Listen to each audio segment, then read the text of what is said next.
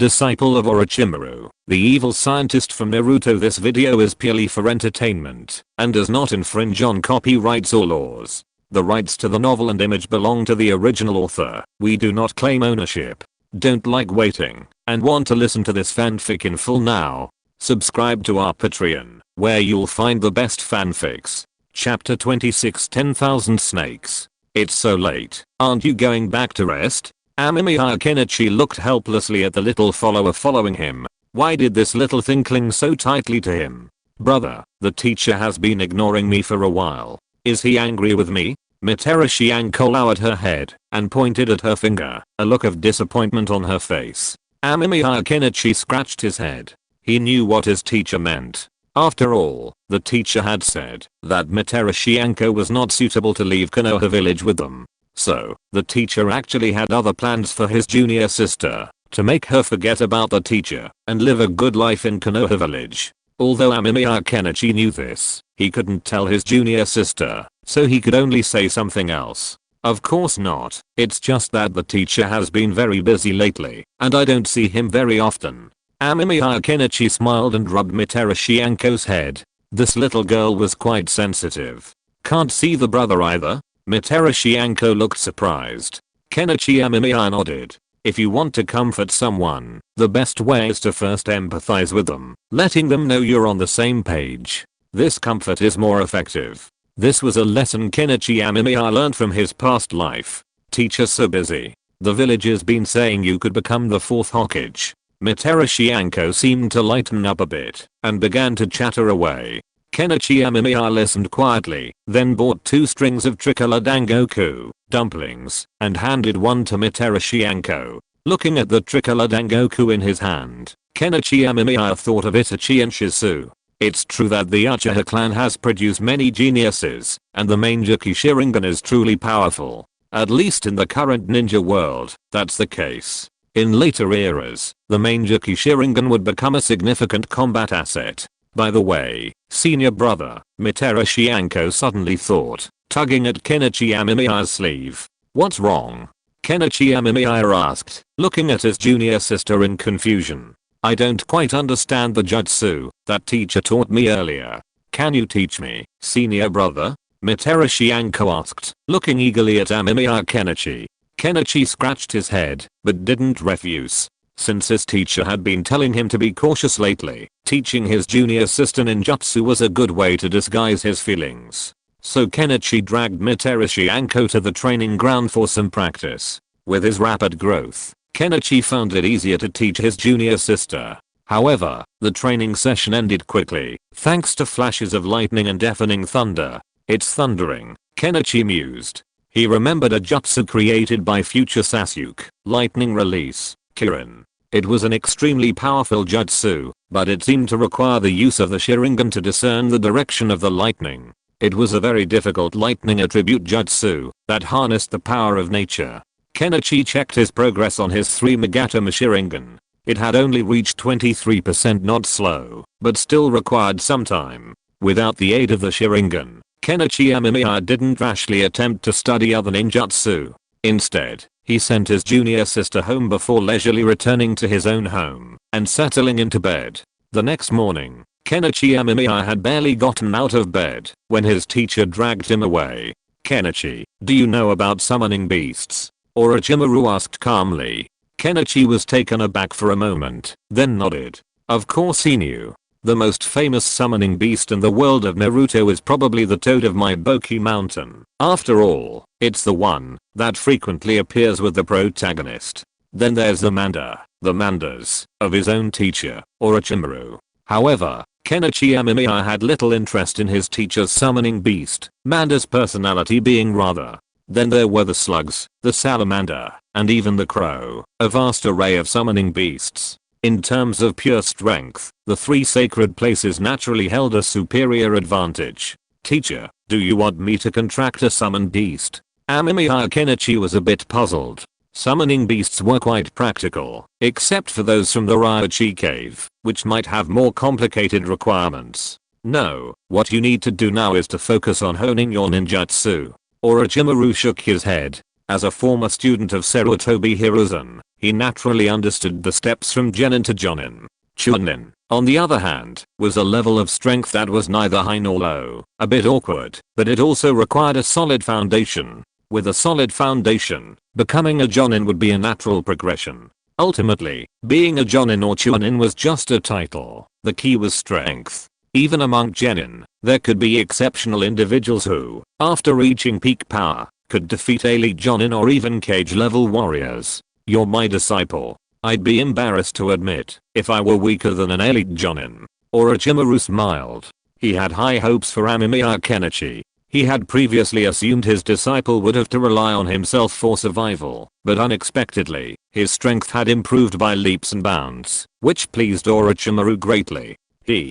I will try my best. So, teacher, what did you say before? Amemiya Kenichi scratched his head, and then couldn't help asking. Well, I was wondering if summoned beasts can get cancer. Orochimaru smiled, with some fanaticism in his eyes. Amemiya Kenichi's mouth twitched. Summoned beasts can get cancer? This is really a profound question. In his previous life, Amemiya Kenichi would have nodded immediately. Animals are also animals. It's not surprising for them to get cancer. But this is a world of Naruto. Those powerful summoned beasts are much stronger than ordinary ninjas.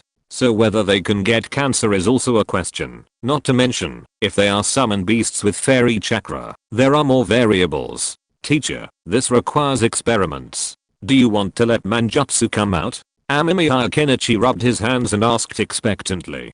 Don't mention that guy. Orochimaru's face darkened instantly. Manza, that guy, was becoming increasingly arrogant. If it weren't for the White Snake Sage backing him. Amemiya Kenichi coughed twice. It made sense. He had only seen his teacher summon Manza during war, never at other times. Manza's personality was truly terrible. Teacher summoning beast needs a checkup. Chapter 27. Sure enough, the end of the universe is the organization. Summon beasts, do they need physicals, too? Amemiya Kenichi was a bit shocked. This was the first time he'd heard of summon beasts needing a checkup. And speaking of his teacher's teacher, wasn't that the third Hokage, Sarutobi Hiruzen? And Sarutobi Hiruzen's summon beast was probably a safari. Amemiya Kenichi remembered that it could transform into a weapon, quite useful. However, those summoned beasts called safari seemed to rarely appear. In later years, the summoned beasts from the three holy lands were the most common. Why not? Sarutobi Senso's summoned beast enjoys the treatment of a jonin, with twice yearly physicals. Orochimaru scoffed. A summoned beast enjoying jonin status when it comes to making money, you're truly worthy of it. Sarutobi Sensei. Amemiya Kenichi's mouth twitched. Honestly, he hadn't imagined summoned beasts could enjoy jonin status these days. In his previous life, that would have been solidly within the official system. And it was a certain level of organization. So, the end of the universe is the official system, isn't it? I wonder if it's too late to take the civil service exam now? But if it's the summoning beast of former Hokage Sarutobi Hiruzen, then the chances of cancer are quite high. Amemiya Kenichi rubbed his chin. Oh. Didn't you say that smoking is currently the most likely cause of lung cancer? Orochimaru looked at his disciple with interest. His understanding of this emerging disease wasn't as profound as his disciples. Orochimaru even felt that Tsunade didn't necessarily know as much as his disciple. Yes, but if the former Hokage smoked around others frequently and for long periods of time, then they'd be more likely to get lung cancer. Amemiya Kenichi shrugged. Secondhand smoke is far more harmful than first-hand smoke. This is why some families in previous lives discovered their children developed lung cancer. The root cause was family members smoking around them, which led to the problem. While older children could be blamed for their behavior, it wouldn't make sense for younger children, right? Parents are always watching. Is there such a theory? Orochimaru grew increasingly excited. If what his disciple said was true, then wouldn't those old naive elders of Konoha, and even Danzo, be at high risk for cancer? That would be fantastic. Well, because cigarette filters can, to some extent, block some harmful substances. After passing through the lungs, some of those harmful substances are absorbed by the body, and the rest becomes smoke. Amemiya Kenichi gestured. And then, when other people inhale the harmful substances carried by the smoke, they can also cause cancer. This point was self-evident. It had been proven countless times in his past life. This was also why smoking was banned in so many public places. While it certainly caused inconvenience to smokers, it was also for the health of others. I discovered this while conducting an experiment. The harms of second-hand smoke were clear, but that was in his past life. To make it more reasonable in this world, he added. Of course, if his teacher really wanted to conduct an experimental demonstration, Amemiya Kenichi wouldn't mind. He had done similar experiments before, as a precaution, and he didn't expect it to come in handy now. Orochimaru wasn't particularly concerned about this issue. He remembered that Amemiya Kenichi's lab report had mentioned this, so he had some recollection of it. He was more concerned about the hypocritical old men who often surrounded his teacher. With his teacher's penchant for smoking, and his meetings lasting so long, wouldn't it be surprising if he had lung cancer? While they had regular checkups, there were intervals between them. As long as he could consistently infuse them with yang-attributed chakra, it didn't matter if it didn't work. Orochimaru simply planned to plant a seed and leave it alone. Whether it would blossom and bear fruit was another matter. He'd always done it this way, planting a few seeds. If they blossomed, that was great. If they didn't, that didn't matter. He wouldn't have lost out anyway. This time, Orochimaru was going to give it a try. If it worked, it would make it easier for him to do whatever he wanted in the future. If not, that was fine too. Let's go. Let's not go back to the usual place today. I'll teach you a lesson. You're still too weak, Orochimaru said, looking at his disciple with a brighter mood. Kenichi Amemiya felt a twinge of fear. His teacher was merciless, often beating him to the bone, though they were mostly flesh wounds. According to his teacher, this was to teach him a lesson. In future fights, the wounds he sustained could be fatal. Okay, teacher, Kenichi Amemiya said, though he had no objection. He knew his teacher was right. His current strength was indeed weak. Only after reaching the rank of Jonin would he be considered a capable fighter in the ninja world. During combat training, Kenichi Amemiya also took the opportunity to test the effectiveness of his newly developed jutsu with Orochimaru. He had initially been reluctant to do so, fearing that if something happened to Orochimaru, he would be the one to take the blame. However, Orochimaru said there was no need to worry, as he had his own solution. So Kenichi Amemiya went ahead with it. I guess the teacher's reincarnation technique should be nearly complete. I just don't know whose body they are going to use. What if it's a cute girl? Kenichi Amemiya thought vaguely. He remembered that his teacher had indeed taken on the body of a girl in the future, and she seemed quite pretty. What if his filial piety turned sour? Amemiya Kenichi shook his head violently. Impossible. Absolutely impossible. Look at Orochimaru now. Even if he's changed bodies, he's still Orochimaru. His soul remains the same. How dare you lose focus during a fight? Orochimaru said coldly. Then Amemiya Kenichi felt a sharp stab, a piercing pain radiating from his ribs. Amemiya Kenichi took a deep breath and tried to focus again. Any further distraction would mean further suffering. Teacher, then, please teach me. Amemiya Kenichi rushed forward, channeling a trace of converted wind attribute chakra and blasting a specially prepared nicotine spray towards Orochimaru's position. Orochimaru said nothing, but simply retreated to the back and unleashed a massive fireball at Amemiya Kenichi.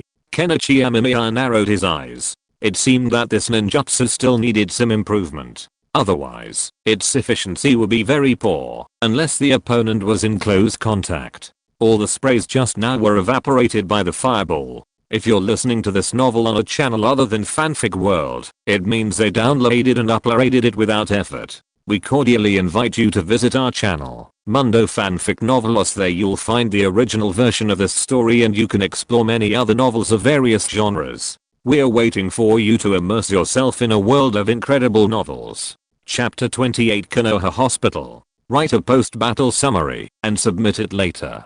Orochimaru was applying medicine to Amemiya Kenichi, but there was a hint of satisfaction in his tone. Amemiya Kenichi was already lying on the ground at this time. He didn't want to talk at all and could only nod with difficulty. He felt pain all over his body. Although Orochimaru would not kill people, his beatings really hurt. Amemiya Kenichi felt that he was about to be torn apart by Orochimaru. It felt like a bone was squeezed out, and then he was lying on the bones. But, at least, I caused some scratches to the teacher. Amemiya Kenichi slowly climbed up with the help of the tree. Looking at the blood on Orochimaru's arm, he smiled. He had never been able to cause any trouble to his teacher before, but now he could finally do it. This is probably a kind of growth. It's just that he has to write a battle summary every time, after practicing with the teacher. Kenichi, you don't need to come to the lab tomorrow. You're having a day off. Orochimaru looked at his student with satisfaction. He had potential, and was very adept at experiments. This student was a real relief for him.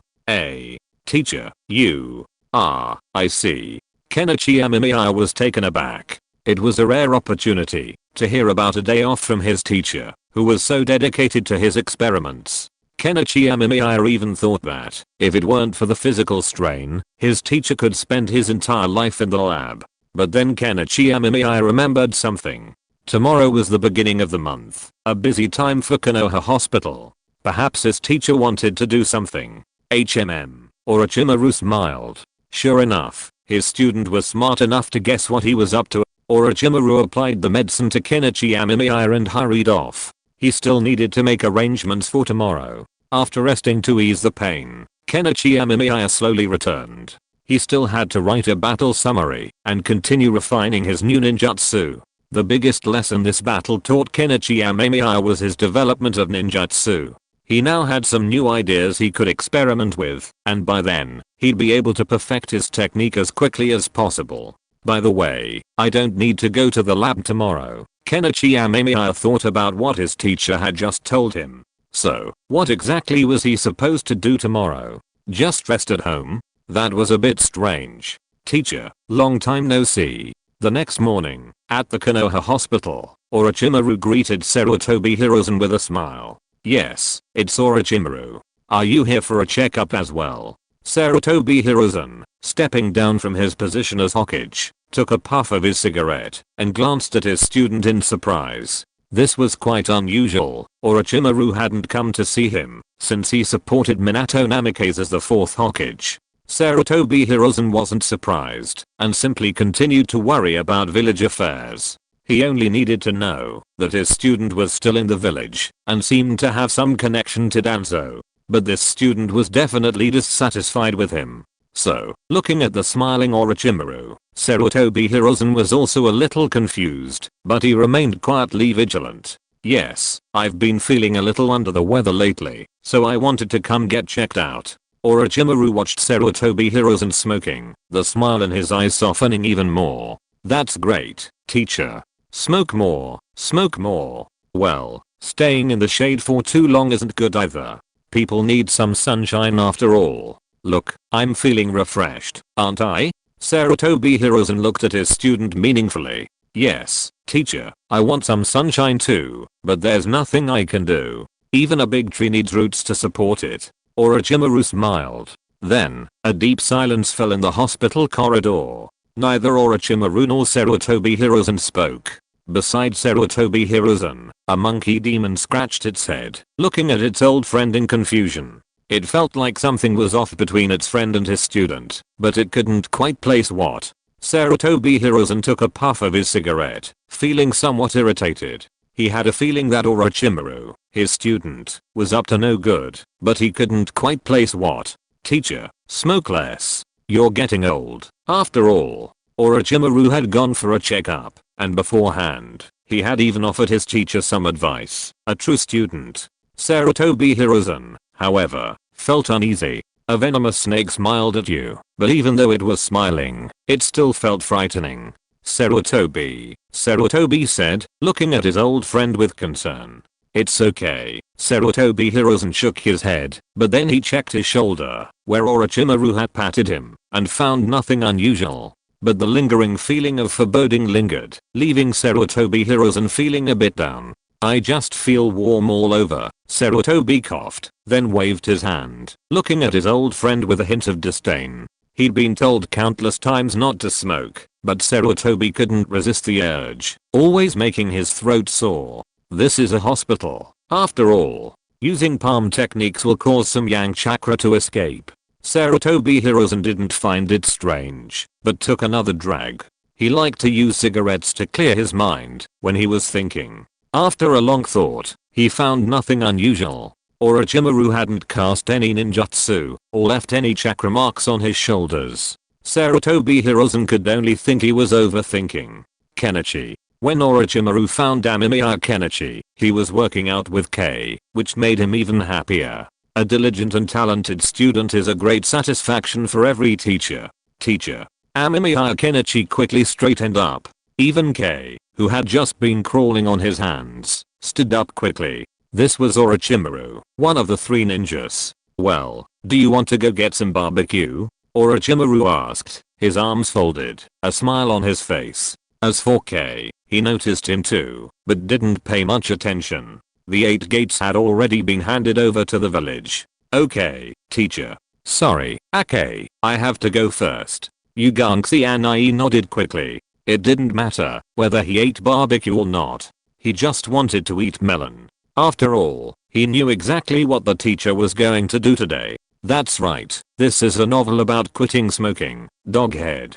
Chapter 29 Orochimaru. Teacher, this is my feeling for you. At noon, a kimchi grill was not crowded, a rare quiet moment. Teacher, is everything going well for you today? Amemiya Kenichi asked curiously, casually placing a slice of beef on the iron plate, making a sizzling sound. It's not bad. My relationship with you is still quite tense, but we've made some progress. Orochimaru smiled gently, his words seemingly flawless. Amemiya Kenichi nodded thoughtfully. It seemed that what the teacher wanted to do wasn't going smoothly, but there were some results. The 3rd Hokage will surely know your intentions, Amemiya Kenichi said innocently. After all, they were out in the open. Although the Sandaime had abdicated, there were still some consequences. To prevent any eavesdroppers, they still needed to be cautious. What a thoughtful gesture. Orochimaru sighed, and both master and disciple smiled with joy. This little gesture was truly too heavy, and he wondered if the Sandaime could bear it. Looking at the already cooked beef on the iron plate, Kenichi Amemiya hurriedly picked it up. He knew it would burn in a moment. But looking at the beef slices on his chopsticks, Kenichi Amemiya simply couldn't eat anymore. Teacher, didn't you call Anko? Kenichi Amemiya felt a chill run down his spine, his resentment growing stronger. I thought you did, Kenichi. Orochimaru remained calm, seemingly oblivious to the figure clinging to the threshold, only his head sticking out.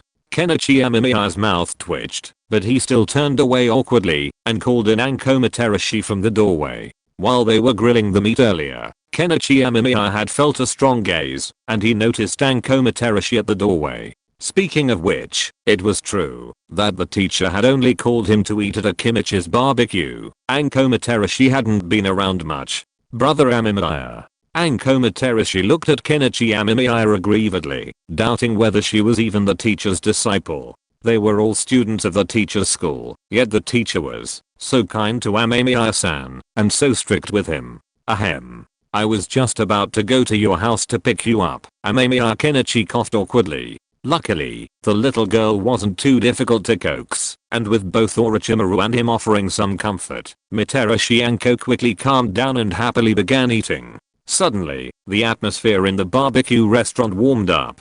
Teacher, can we take a photo together? Materashi Anko looked at Orochimaru expectantly, then gazed eagerly at Amemiya Kenichi. Amemiya Kenichi scratched his head. A photo? He didn't mind.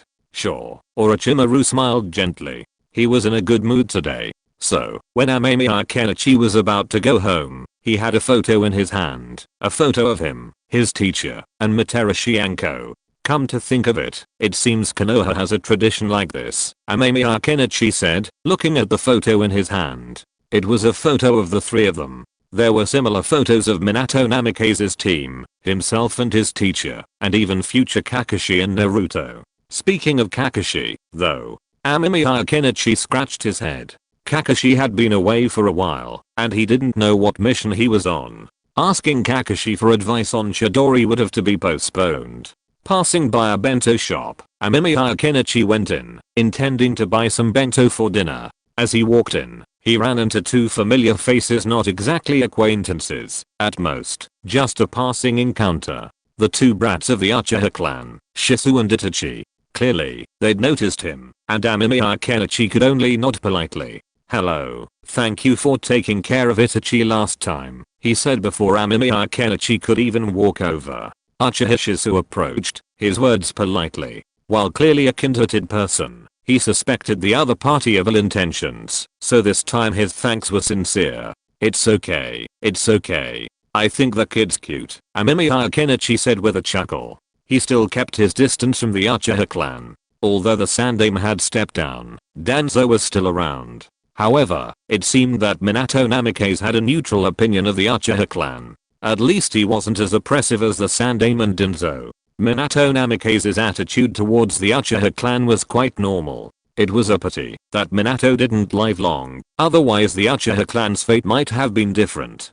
When the Yondaime died in battle and the Sandaime returned, the Uchiha clan became increasingly sad, and the outcome was inevitable. Watching Shisu and Itachi leave the bento shop, Amemiya Kenichi scratched his head, wondering if he should back up Shisu and Itachi's DNA and clone them for fun.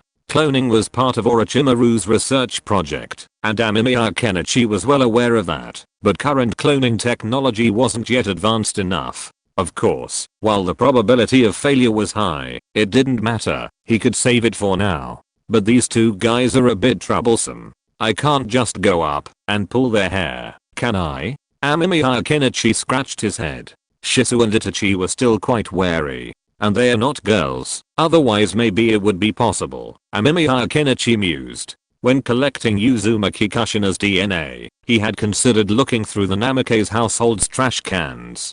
After all, while Uzumaki Kushina was a Jinchuriki, she was also a girl, and girls of a certain age often have periods. That's why sanitary napkins were sold in Konoha stores. DNA from blood was much easier to extract, but considering it a bit perverse, and considering he had other methods, Amemiya Kenichi abandoned the idea. However, from this perspective, if Amemiya Kenichi really wanted to, he could even collect the DNA of most everyone in Konoha.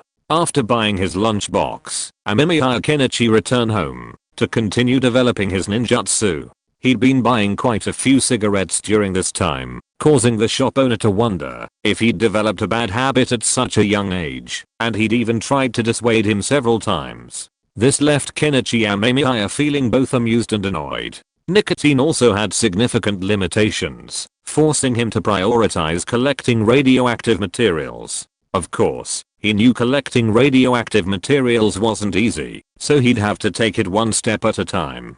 Fortunately, he had plenty of time. Naruto wasn't even born yet. Chapter 30, Respecting the Teacher Orochimaru. A strange development had recently occurred among Konoha's high-ranking officials. Orochimaru, who had been at odds with the Sandaime, had suddenly begun to show concern for his teacher. This had left those in the know looking at each other in bewilderment, completely baffled. After all, the relationship between the Sandaime Sarutobi Hiruzen and his disciple, Orochimaru, had always been anything but amicable. It could be described as hostile as fire and water, highlighting a deep grudge. Especially after the fourth Hokage was chosen, it was clear to all that Orochimaru and his teacher, Sarutobi Hiruzen, had become estranged. Some clan leaders even worried that Orochimaru, a renowned Sannin in the ninja world, might betray the village, a possibility that seemed plausible given Orochimaru's temper.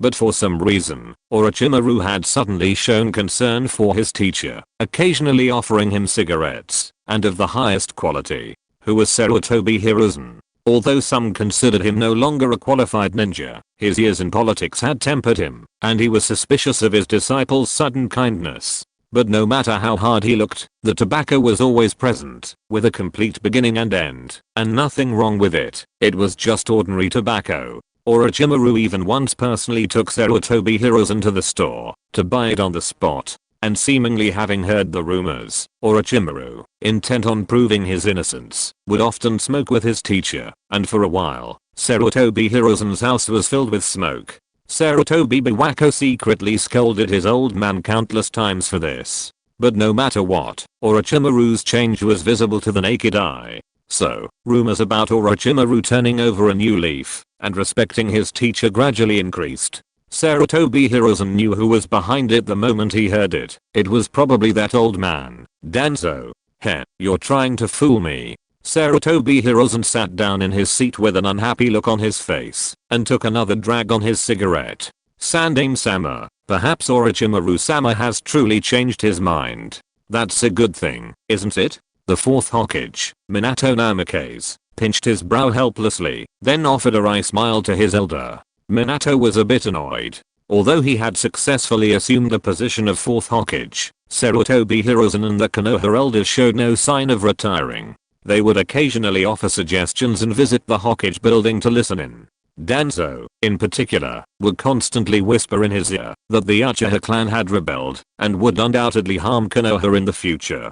This left Minato somewhat bewildered. He even began to wonder if the third Hokage had chosen him because he lacked Orochimaru's connections and reputation, making him easier to control. However, Sarutobi Hiruzen often respected his opinions, though he would occasionally display his experience in handling government affairs, making Minato feel a little ashamed of his own inexperience. But overall, he was still getting by. Alas, Orochimaru, he might have once been a very accomplished ninja. The Sandaime took another drag on his cigarette, not using the tobacco Orochimaru had sent him. Although Orochimaru acted harmless and there was nothing wrong with it, he simply refused to use it, selling it all behind his back. Sarutobi Hiruzen always felt his disciple harbored ill intentions, but he couldn't discern what they were. Namikaze Minato glanced at Sarutobi Hiruzen. Once, Namikaze Minato sensed something was amiss. He wasn't an idiot after all. He had made some progress in his time as Hokage, so he naturally sensed a hidden meaning in the Sandaime's words. But since the Sandaime hadn't said anything, he couldn't ask. By the way, Yondaime, your wife's due date is in a month, right? You must keep it a secret for the time being. Sarutobi Hiruzen's eyes grew deeper. He was no longer a pure ninja, but he was still the former Hokage of Konoha village, willing to dedicate his all to the village. The Ninetales Jinchuriki couldn't afford to fail. If anything happened to the Ninetales, Konoha would at least lose some flesh, or even be seriously damaged. I know. Please, Sandaime-sama, look after her for me when the time comes. Minato Namikaze became more serious when he mentioned his wife. I know. Sarutobi Hiruzen nodded and took another puff of his cigarette. Kushina was Konoha's Jinchuriki, which was both a good and a bad thing. However, Minato Namikaze had hoped countless times while sleeping that his wife wasn't a Jinchuriki. A Jinchuriki was one of the pillars of a village, and a Jinchuriki about to give birth was weakest of the weak, with extremely low defenses. If someone attacked a Jinchuriki at this time, the consequences would be disastrous. But Namikaze Minato was more worried about his wife's safety. What if something happened to Kusuna and their unborn child? Namikaze Minato shook his head fiercely. This was unlikely. Even Danzo, the Konoha elder who often clashed with him, understood the importance of a Jinchuriki. Kusuna would definitely be fine. Teacher, the village has been pretty normal lately. Amemiya Kenichi was assisting his teacher with the extraction. The neck of the test subject lying before him had already begun to turn pale. The Shogun cells had passed the rejection test, but problems had arisen after the actual transplant. The subject was on the verge of death. Orochimaru wiped his hands and stopped. This consumable was definitely going to die. This was his experience in all his experiments. It was easy to imagine how eager Danzo was to obtain the Shogun cells. Orochimaru suspected that Danzo probably wanted to master the Shogun's would release ability. Would release held great prestige in Konoha village, which was why the previously successful test subject had been taken away and carefully nurtured by Danzo. Kenichi Amemiya glanced at his teacher, who had been smoking for a while. He could sense some cancer cells forming in his teacher's lungs, but they were quickly eliminated. Kenichi Amemiya had no intention of attacking his teacher. After all, he knew that, even if his teacher was truly in a terminal state due to his schemes, he could still find a new body through reincarnation. Besides, he and his teacher were getting along well. The more normal, the more abnormal. Counting the days, it's almost time, Orochimaru smiled. Chapter 31 The Best Worker Kakuzu 2023-08-26 Chapter 31 The Best Worker Kakuzu It's almost there. Kenichi Amemiya smacked his lips. This almost was definitely not something else, but the night of the Ninetales rebellion was approaching. What was the reason for Minato Namikaze's short life? There are actually many factors, such as not being as thick-skinned as a sandaime, or meeting a disciple who had been plotted against and lost his mind, and it was a blackened version. As everyone knows, blackened people are several times stronger. Obito, who was not considered strong in Minato Namikaze's team, became a god after blackening. His main Juki Sharingan successfully allowed the Ninetales to rush out. Kenichi Amemiya remembered that it seemed that Obito saw Nohara die at the hands of his good friend Kakashi, and then he successfully turned black. The intense emotional shock made him directly upgrade to the main Juki Sharingan. It seems like that. At least that's what the Naruto commentary Kenichi Amemiya read said. But it must be admitted that the appearance of the Ninetales was the final straw that broke Minato Namikaze's back. If the Ninetales had been restrained, perhaps Minato Namikaze would still be alive, and Konoha would have taken a different path. Minato Namikaze was a cage-level powerhouse, as was the Sandaime. Although Danzo was a nobody in the ninja world, he was certainly capable. Facing such a Linoop, the Hidden Cloud Village would likely not dare to make any rash moves. Furthermore, Minato Namikaze wasn't the Sandaime, who always valued peace and compromise. Other ninja villages would have to think carefully before making any move. Okay, today's experiment is over. Remember to write the report later. Orochimaru wiped his hands. He didn't really have much desire to study the cells of the first generation. If it weren't for the cooperation with the Root, Orochimaru wouldn't have wanted to take on this project. Moreover, his disciple had recently given him a new research direction. Okay, teacher. Amemiya Kenichi didn't have any objections. This was an underground laboratory built in collaboration with the Root, with numerous eyes and ears, making it a poor place for personal work. Once he officially left the village, Amemiya Kenichi could focus on research. However, despite the Root's secret funds, they weren't enough. Amemiya Kenichi had his own plans. He felt the Akatsuki was a good choice. Nagato's Rinnegan, the Outer Path Demon statue, and those who joined the Akatsuki who wasn't worth researching. Funding wasn't a concern either. Kakuzu had it. So, the Akatsuki was a good choice. They had a research goal, they had funding, and didn't Nagato constantly yearn for pain and peace in the ninja world? He had a few small things on hand that might tempt Nagato. By then, using Conan's money for research every day, he could also delay Black Zetsu's plans. Killing two birds with one stone, it was like. But the Akatsuki? Amemiya Kenichi scratched his head. He hadn't left Konoha yet, so dwelling on these things wasn't very useful. He should think about how to do something on the night of the Ninetales rebellion. While leaving Konoha was certain, that didn't mean Kenichi Amemiya was completely prepared to leave. It would be helpful to collect some items before leaving Konoha. For example, the Ninetales chakra, the blood of the Inoshikacho clan, the blood of the Hyuga clan, and so on. He could even try to get his teacher to retrieve the forbidden scrolls, so he could acquire some ninjutsu for his own storage. He would eventually betray the village anyway, so taking the scrolls would be treason, and not taking them would be treason too. He'd be foolish not to take them. Of course, Kenichi Amemiya wouldn't actually take anything with him. He'd just record some ninjutsu, otherwise Konoha's pursuit would be much more intense. After leaving the experimental base, Kenichi Amemiya returned to the village shop. The Ninetales rebellion was imminent, and once it erupted, he and his teacher would be ready to leave. Kenichi Amemiya didn't have much of a fondness for Konoha's ninja village. His only concern was the food.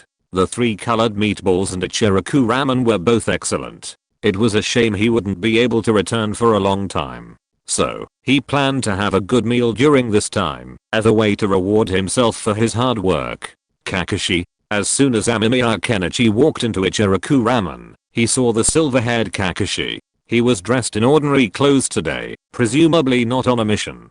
Amemiya Kenichi was a little surprised, but after thinking about it, it wasn't surprising. The Jinkriki's birthing period was approaching, a truly significant event in Konoha. The ANBU, Root, and Jonin ninjas deployed out to the area had been withdrawn, except for those who couldn't be contacted or whose missions were critical. The Yondaime is really cautious, but what a pity. Amemiya Kenichi smacked his lips, then ordered a bowl of tonkotsu ramen and sat down. Kakashi still looked lifeless, and Amemiya Kenichi knew there was no point in approaching him to have a conversation, so he simply decided not to go over and try to get in touch with him. What Amemiya Kenichi didn't expect was that Kakashi took the initiative to sit next to him. Kenichi Amemiya glanced at Kakashi in surprise. Kakashi was expressionless and didn't seem to be speaking, which only made Kenichi Amemiya even more confused. A long silence followed until Kakashi's ramen arrived, and he finally spoke. "The teacher told me to make more friends," Kakashi suddenly said. Kenichi Amemiya's mouth twitched. "So, you're sitting here silently, thinking you're going to make friends? Is that really how you make friends? If you were to do that in public, you'd probably be called a psychopath. Aren't we just friends? We've been friends before." Kenichi Amemiya displayed a perfectly balanced integrity, something he'd learned from his time with K. K was the kind of person who was hard to be wary of because his thoughts were clearly visible on his face. He'd say what he meant to do directly. To put it nicely, it's called a pure heart and sincerity. To put it bluntly, never mind. Kenichi Amemiya felt that being friends with K was quite simple. There wasn't much calculation involved, it was just pure friendship. He didn't want to say anything about his friendship. Anyway, that's how K is now. Kenichi Amemiya thought his expressions were sometimes useful, so he tried to learn from them. He didn't expect it would come in handy now. Kakashi was stunned when he heard that. His lifeless eyes glanced at Kenichi Amemiya casually, and then he saw that upright expression. He was just about to give him a thumbs up and show off his shining teeth. Yeah. Kakashi glanced at Kenichi Amemiya. He felt that this disciple of Orochimaru was very similar to K. No wonder they could play together. Chapter 32. The difference between the Mangekyou Sharingan and the 3 Magatama Sharingan. Your house is huge. Kenichi Amemiya looked at Kakashi, who sat across from him, feeling a bit overwhelmed. So, how had things gotten to this point? Just now, Kenichi Amemiya had been eating ramen with Kakashi at Ichiraku Ramen, and afterward, they'd ended up at Kakashi's house. "I'm alone." Kakashi still looked unhappy, but he poured Kenichi Amemiya a cup of tea anyway. "Your eyes are a real burden on you, aren't they?" Kenichi Amemiya took the teacup and took a sip. It tasted quite good, though not exceptional. At least it didn't have a strange taste. Kenichi Amemiya had heard that people in some places like to add strange things to their tea. Kakashi instinctively touched his eyes. These eyes were given to him by his close friend Obito, and they were truly powerful. Just after returning to Konoha, Kakashi had been in trouble with the Uchiha clan. If it weren't for his teacher's intervention, the situation would have been difficult to resolve. The mention of the burden on his eyes gave Kakashi a headache. While the Sharingan is indeed a powerful eye, its drawback is that it consumes a significant amount of chakra. Kakashi is now experiencing a significant amount of chakra drained by the Sharingan daily, something he's not used to. Kenichi Amemiya rubbed his chin, nearly blurting out, "Give me your eyes." After all, these are the Mangekyou Sharingan, and Kenichi Amemiya is eager to study the differences between them and the standard 3 and 2 Magatama Sharingan. The Mangekyou Sharingan is a truly remarkable eye. Using its associated eye techniques depletes it, ultimately leading to blindness. To overcome this, the Mangekyou Sharingan must evolve into the Eternal Mangekyou, eliminating the drain on its eye power and allowing for further advancements. But why does the Mangekyou Sharingan's unique eye techniques cause gradual blindness? What's the difference between the Eternal Mangekyou and the Standard Mangekyou? Are the pupil patterns of the Mangekyou Sharingan randomly generated, or does it follow a fixed pattern? If I could acquire Shisu's pupil patterns, could I master Katamatsu Kami? I'm curious. Amemiya Kenichi licked his lips excitedly. There weren't many people in the ninja world who possessed the Mangekyou Sharingan. Currently, the only ones Amemiya Kenichi knew of were Kakashi and Obito, and perhaps Shisu and Itachi in the future. Amemiya Kenichi wasn't sure if Uchiha Fugaku, the head of the Uchiha clan, possessed the Mangekyou Sharingan. But considering the current difficulty level, Kakashi's eyes were definitely the easiest to acquire. He knew he couldn't be too obvious at this point. Kakashi, well, this is a little embarrassing to say, but Amemiya Kenichi asked softly, blushing just the right amount. Kakashi was stunned for a moment, but didn't dwell on it. After all, his development of the Chidori was no secret among Konoha's high-ranking officials. This jutsu is very simple. If you want to learn, I can teach you. Kakashi was silent for a moment, but finally decided to teach Amemiya Kenichi. After all, his teacher would occasionally inquire if he was serious about making friends, and his wife would ask as well. Thank you, Kakashi. Amemiya Kenichi smiled at Kakashi, his eyes casually glancing at Kakashi's Sharingan. He had to obtain the Mangekyou Sharingan. It would take some time for Shizu and Itachi to open their eyes, and since Obito couldn't defeat him at the moment, Kakashi was his only option. I feel a little embarrassed. Amemiya Kenichi dragged his exhausted body to lie down on his small bed at home. Learning Chidori wasn't difficult. Amemiya Kenichi felt he could master the jutsu quickly, though it would take some time. However, the question of how to seize Kakashi's Mangekyou Sharingan on the night of the Ninetales Rebellion was a bit of a headache for Amemiya Kenichi.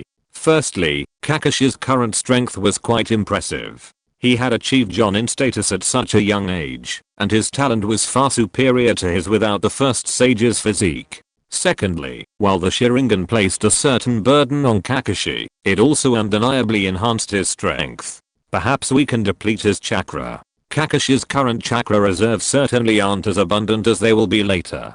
Amemiya Kenichi stroked his chin, thinking the idea was a good one. Furthermore, his strength had improved considerably, so if he were to truly battle Kakashi, he had a good chance of victory. The only problem was that he still hadn't mastered the Senjutsu. This made Amemiya Kenichi even more eager to meet the Shogame, though he also had to be prepared for the possibility that the Shogame wouldn't teach him. The only solution, then, would be to seek help from his teacher and then study Senjutsu at Ryochi Cave. While developing his own Senjutsu wasn't out of the question, the issue of petrification, if the absorbed natural energy wasn't handled properly, made Amemiya Kenichi cautious.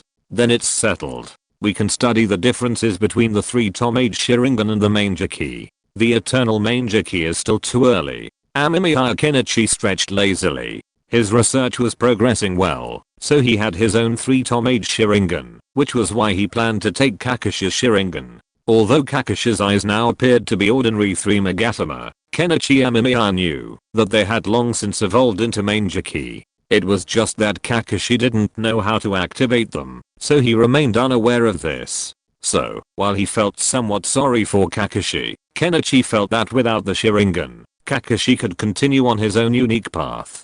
After all, Kakashi was a genius. The only problem was Obito. If Obito discovers Kakashi's Sharingan is gone, there's bound to be trouble. The thought of Obito gave Kenichi a headache.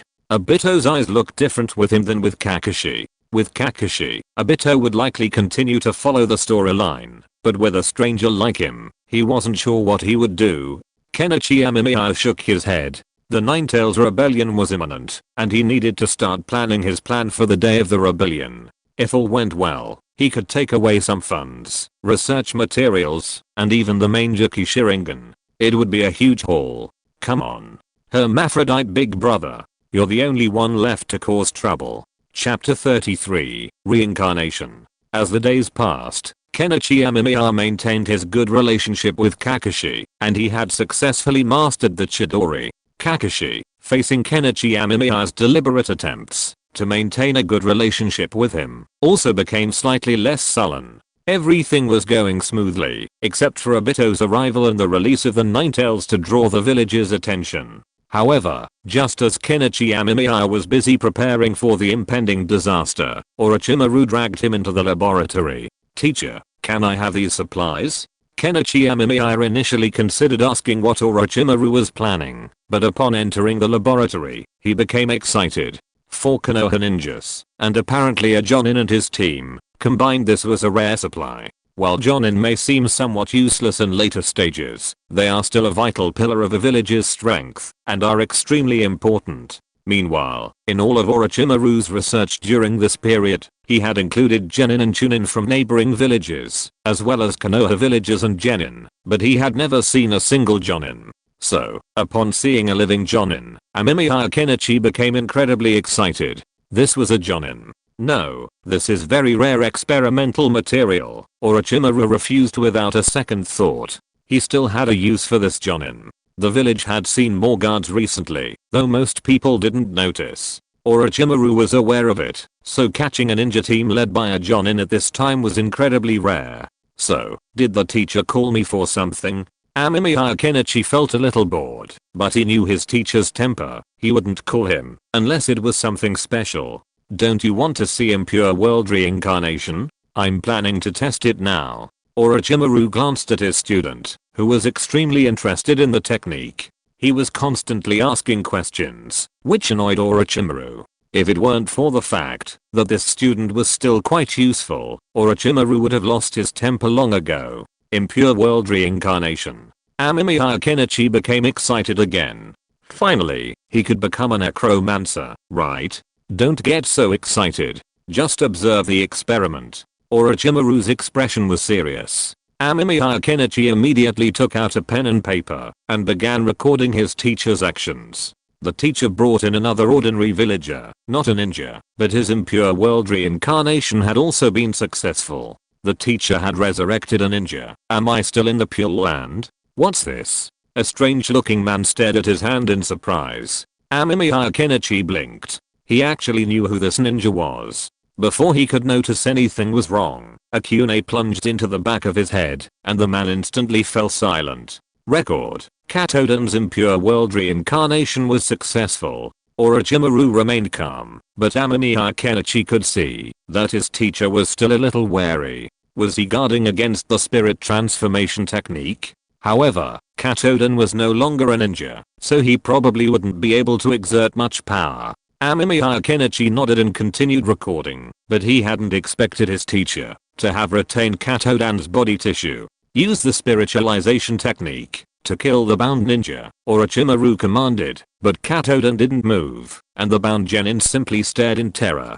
Ordinary people who aren't ninjas seem unable to unleash the power of the Impure World Reincarnation. Without his teacher's instruction, Amemiya Kenichi silently memorized the message and continued to observe. Walk, squat, dance. Orochimaru tested other commands, but they all worked. It seemed the control wasn't failing, but something else. Most likely, as Amemiya Kenichi had assumed, a civilian's body couldn't unleash the power of a ninja.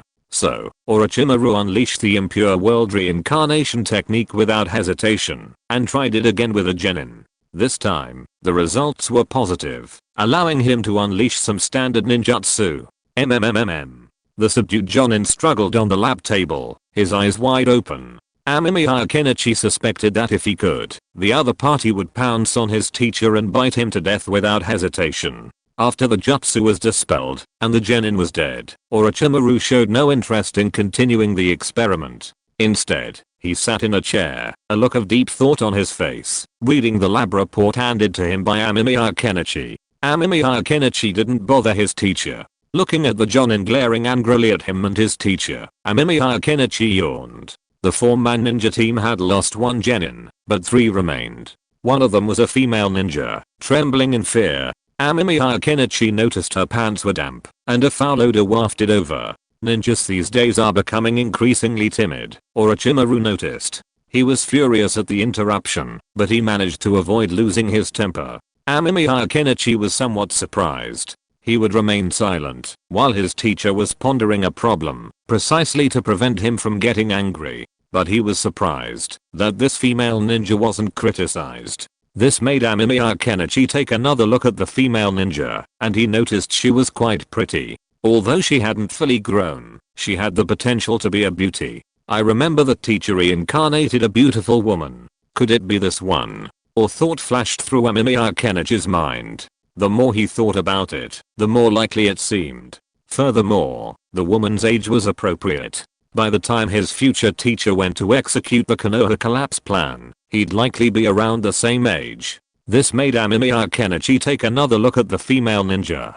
She was indeed quite pretty, with a delicate and adorable air. He couldn't help but imagine her inner qualities becoming his own. Oh my. Amemiya Kenichi smacked his lips. He remembered that the teacher's reincarnation only reincarnated the soul, leaving the body unchanged. This meant that after reincarnation, the teacher would indeed be perfectly transformed into a woman. Furthermore, Amemiya Kenichi remembered that the person the teacher had reincarnated into was someone who perfectly matched his flexibility. If his hands hadn't been sealed by the Sannin, he might not have given up. So, for a while in the future, the teacher would appear as a woman. I wonder if the teacher will visit relatives, Amemiya Kenichi mused. Chapter 34. It's normal for apprentices to always have some bad thoughts towards their teachers, right? I've suddenly had a bold idea. Amemiya Kenichi looked at the trembling female ninja with a strange smile. Amemiya Kenichi had some knowledge of reincarnation.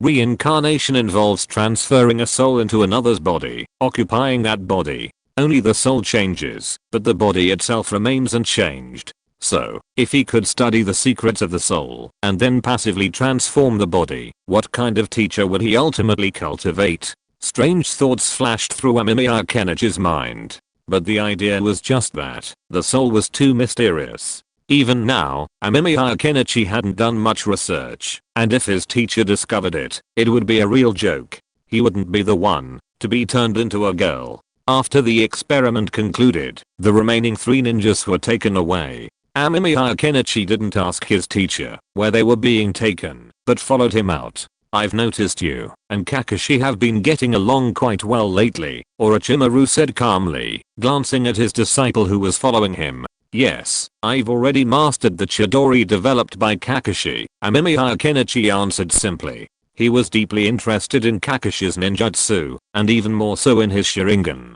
He had already made plans. The day of the Ninetales Rebellion would be the day to take Kakashi's eye. While taking Kakashi's eye was easy, dealing with the potential consequences of accountability was a challenge. With the Yondaime dead and the Sandaime back, the loss of Kakashi's eye would undoubtedly become a matter that needed to be addressed. Unless he could instantly subdue Kakashi and render him unconscious, it was inevitable that someone would see him. Furthermore, on the night of the Ninetales Rebellion, a young ninja prodigy like Kakashi, a future talent pool for Konoha, wouldn't be protected. Therefore, a solution needed to be devised quickly. With this in mind, Amemiya Kenichi glanced at his teacher. Orochimaru was incredibly powerful, and Kakashi would undoubtedly be no problem. However, considering the potential trouble his teacher would face if his actions were exposed, Amemiya Kenichi abandoned the idea. Furthermore, there was also the question of what his teacher would do on the night of the Ninetales Rebellion. The Hatake family is quite powerful, but while the Sharingan is powerful, it's ultimately an external force. It's better to focus on their family's swordsmanship. Orochimaru didn't think highly of Kakashi. While the Sharingan was indeed effective in enhancing combat power, it wasn't his own strength. Orochimaru could see that maintaining the Sharingan had depleted Kakashi's chakra significantly. How could he possibly become stronger? Kakashi values his friendship with Obito. Amemiya Kenichi shrugged. He had tried to persuade Kakashi before, but Kakashi didn't want to.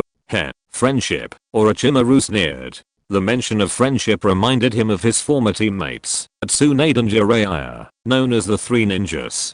But what about their relationship? Amemiya Kenichi was also pondering Kakashi's situation. He had considered removing Kakashi's eye before the Ninetales Rebellion, but without it, the village wouldn't be in chaos, making it an opportune time for him to stir up trouble. Therefore, the Ninetales Rebellion was the best time. By then, most of the village's top fighters would have been drawn away. Plus, he and Kakashi were close, so getting close to Kakashi wouldn't be difficult.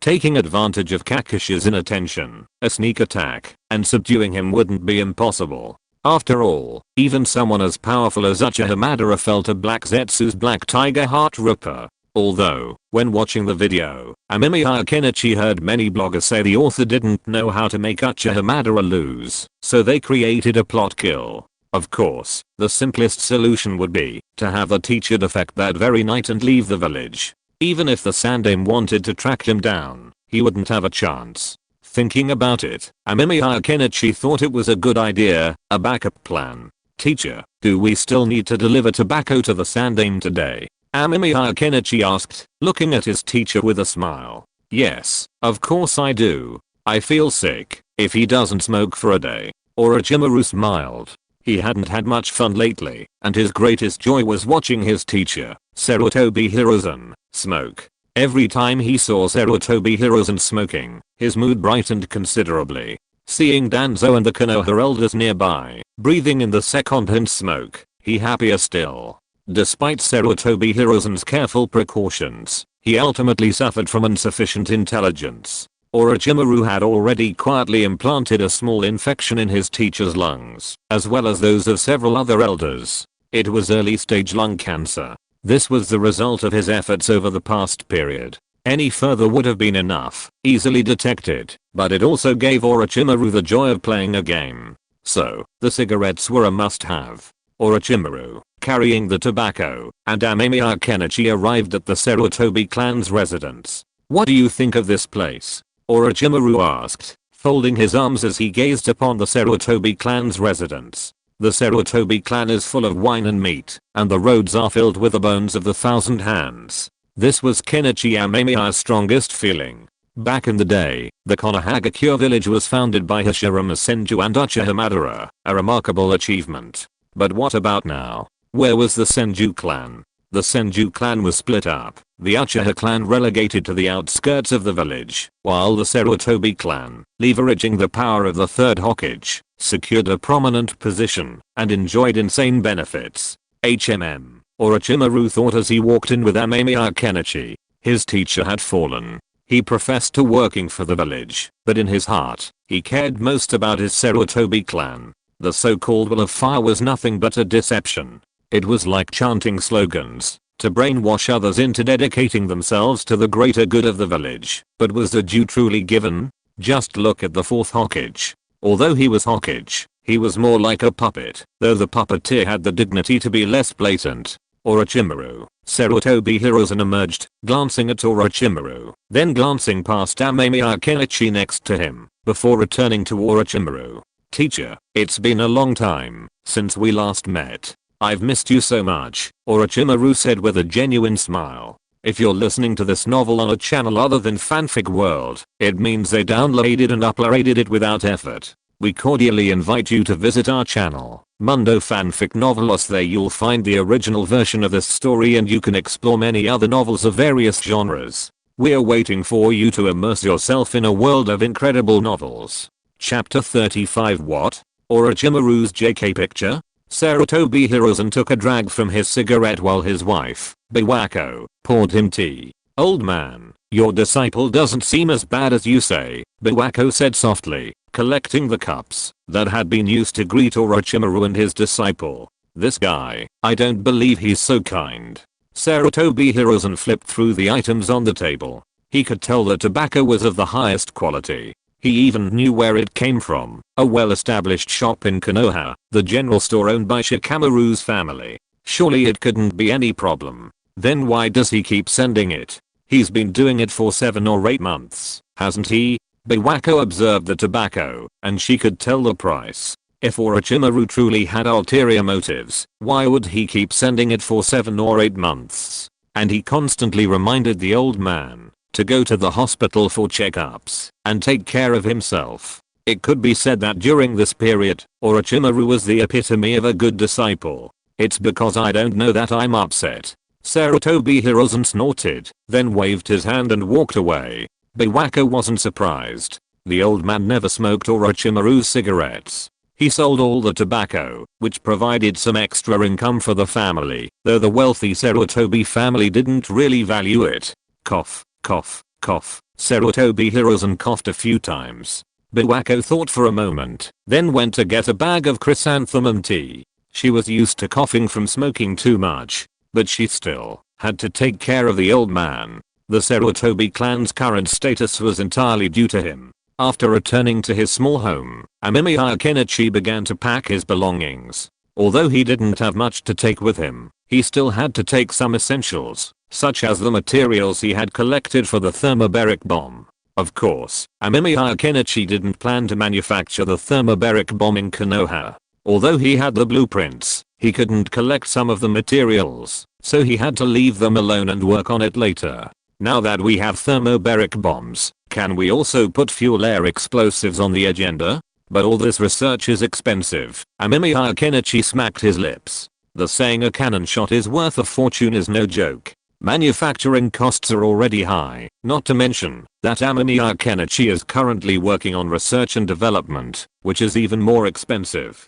This is why he hasn't started research yet. Only after joining the Akatsuki and gaining its financial support will he begin to unleash his prowess. Amemiya Kenichi was curious about how the ninja army would fare against thermobaric and fuel air explosives. But the ninja world's high-end combat power is still very strong. Look at Uchiha Madara's Tenkei Zensing. That thing is incredible. Amemiya Kenichi licked his lips. In his previous life, before crossing over, Amemiya Kenichi had studied why modern technology, despite its advanced technology, couldn't intercept meteorites entering the atmosphere. He later realized that human technology was indeed unable to do so at the moment. Whichever country mastered this technology could be said to dominate the blue planet. What if he could master it? If the star warships were combined with these space-based weapons, wouldn't it be easy to dominate the ninja world? Moreover, this world has chakra. What kind of sparks would the collision of chakra and technology create?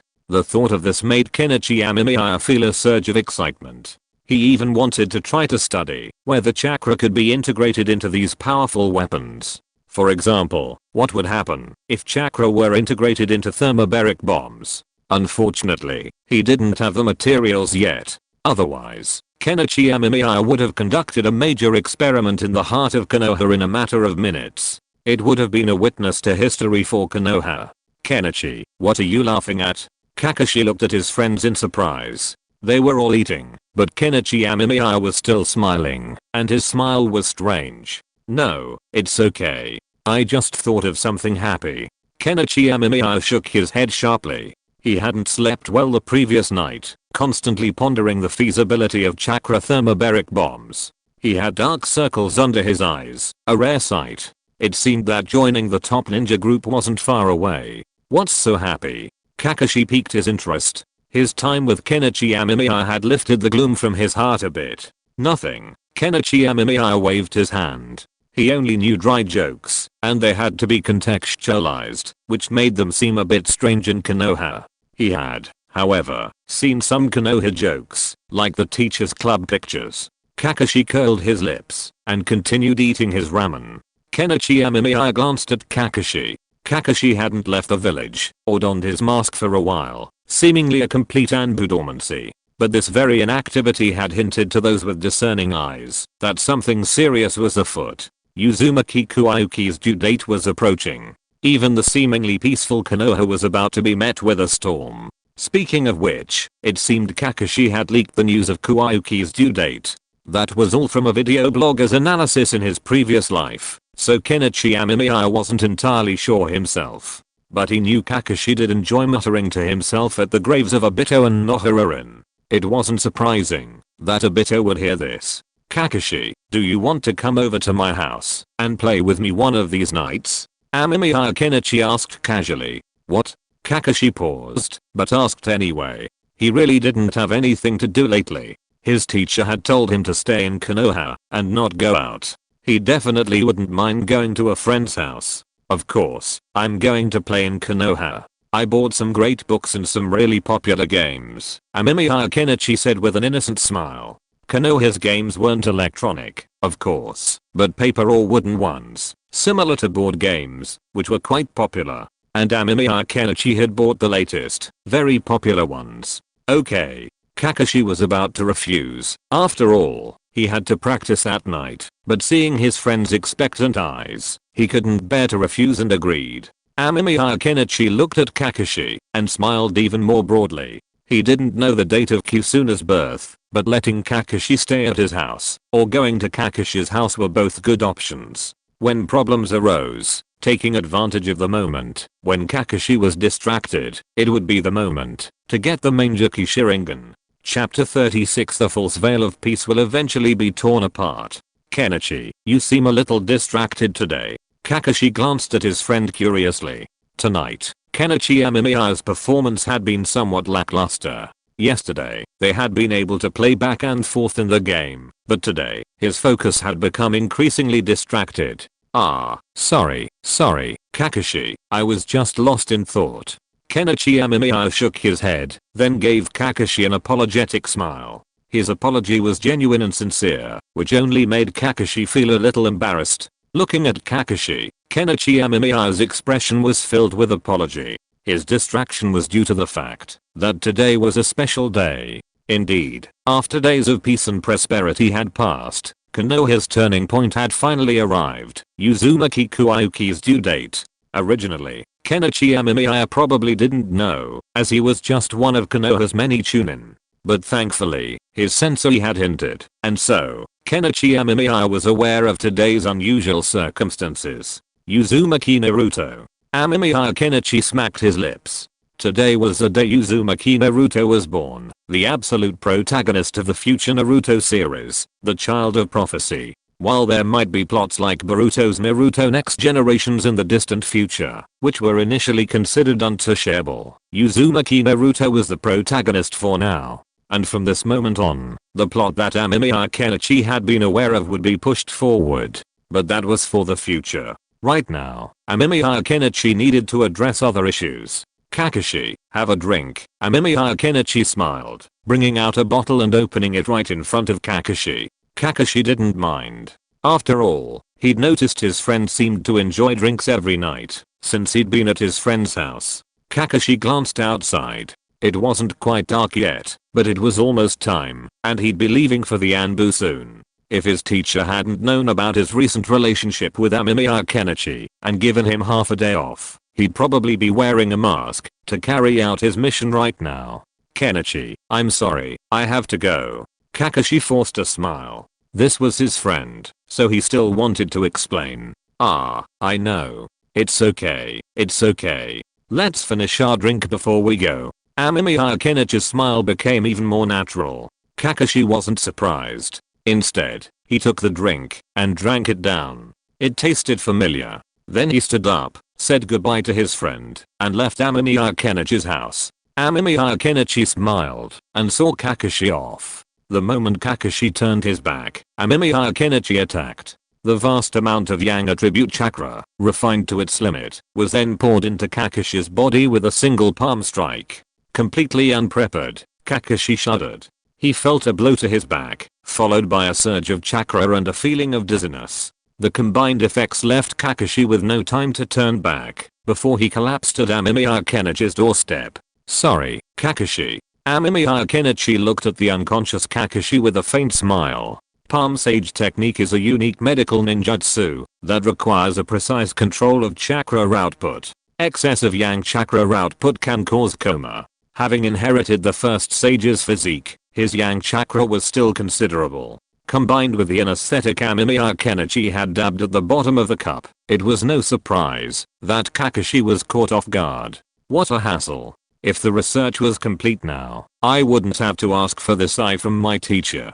Amemiya Kenichi scratched his head as he looked at the glass bottle in his hand. Inside was an eyeball, a personal possession of Orochimaru's, or 3 Magatama Sharingan from the Uchiha clan, that he had collected during the Second Shinobi World War. His teacher had 2 such eyes, and he had been asking for them for a long time before finally receiving them from him. Although there's a high chance I can't hide this from Obito, it doesn't matter.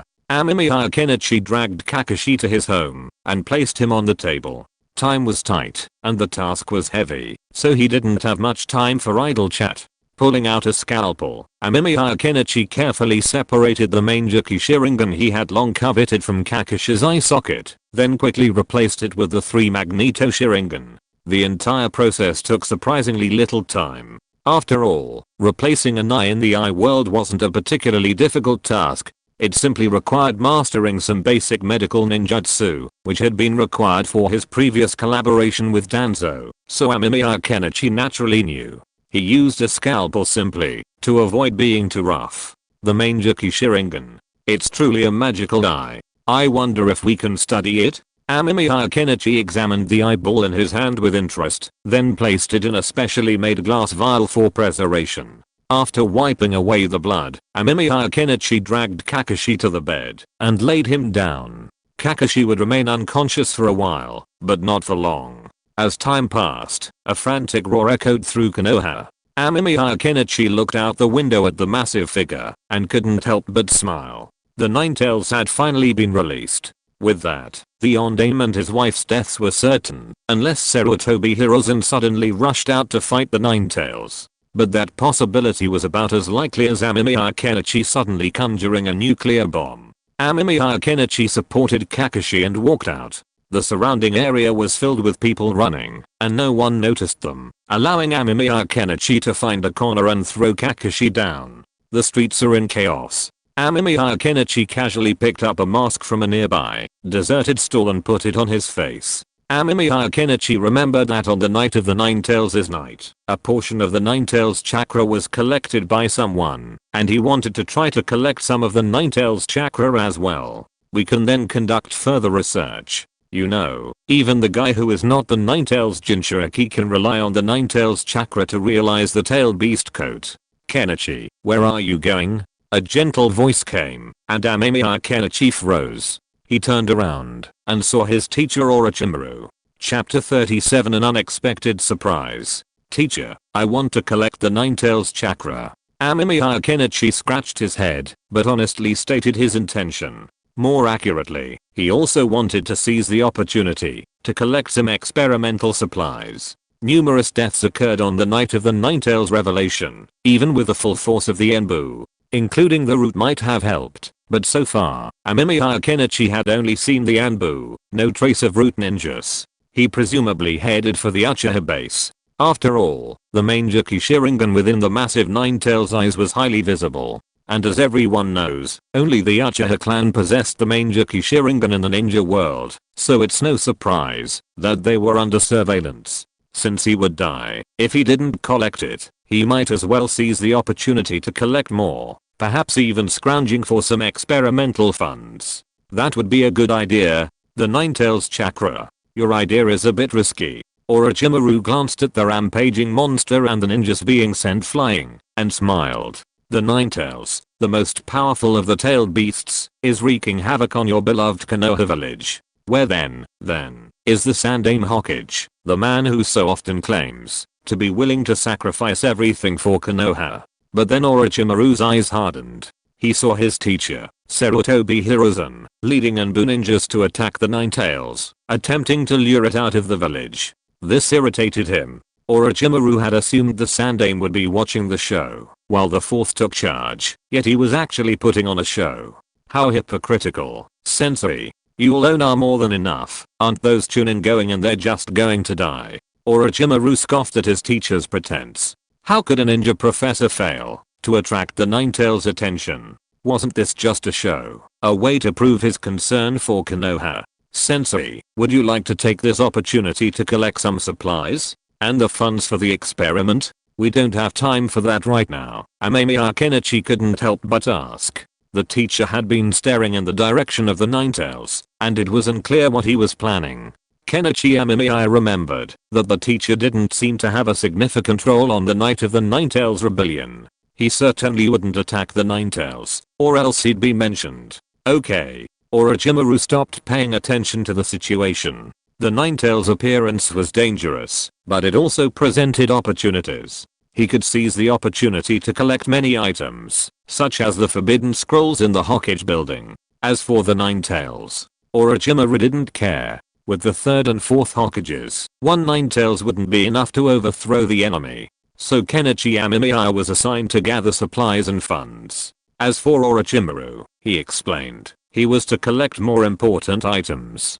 Kenichi Amemiya was initially confused, but he immediately understood what his teacher was up to. After all, having followed his teacher for so long, Kenichi Amemiya knew his teacher's aspiration was to master every ninjutsu in the world. At that moment, the Hokage building's defenses were lax or even non-existent. If the teacher took action, he could surely obtain the forbidden scrolls and master even more powerful ninjutsu.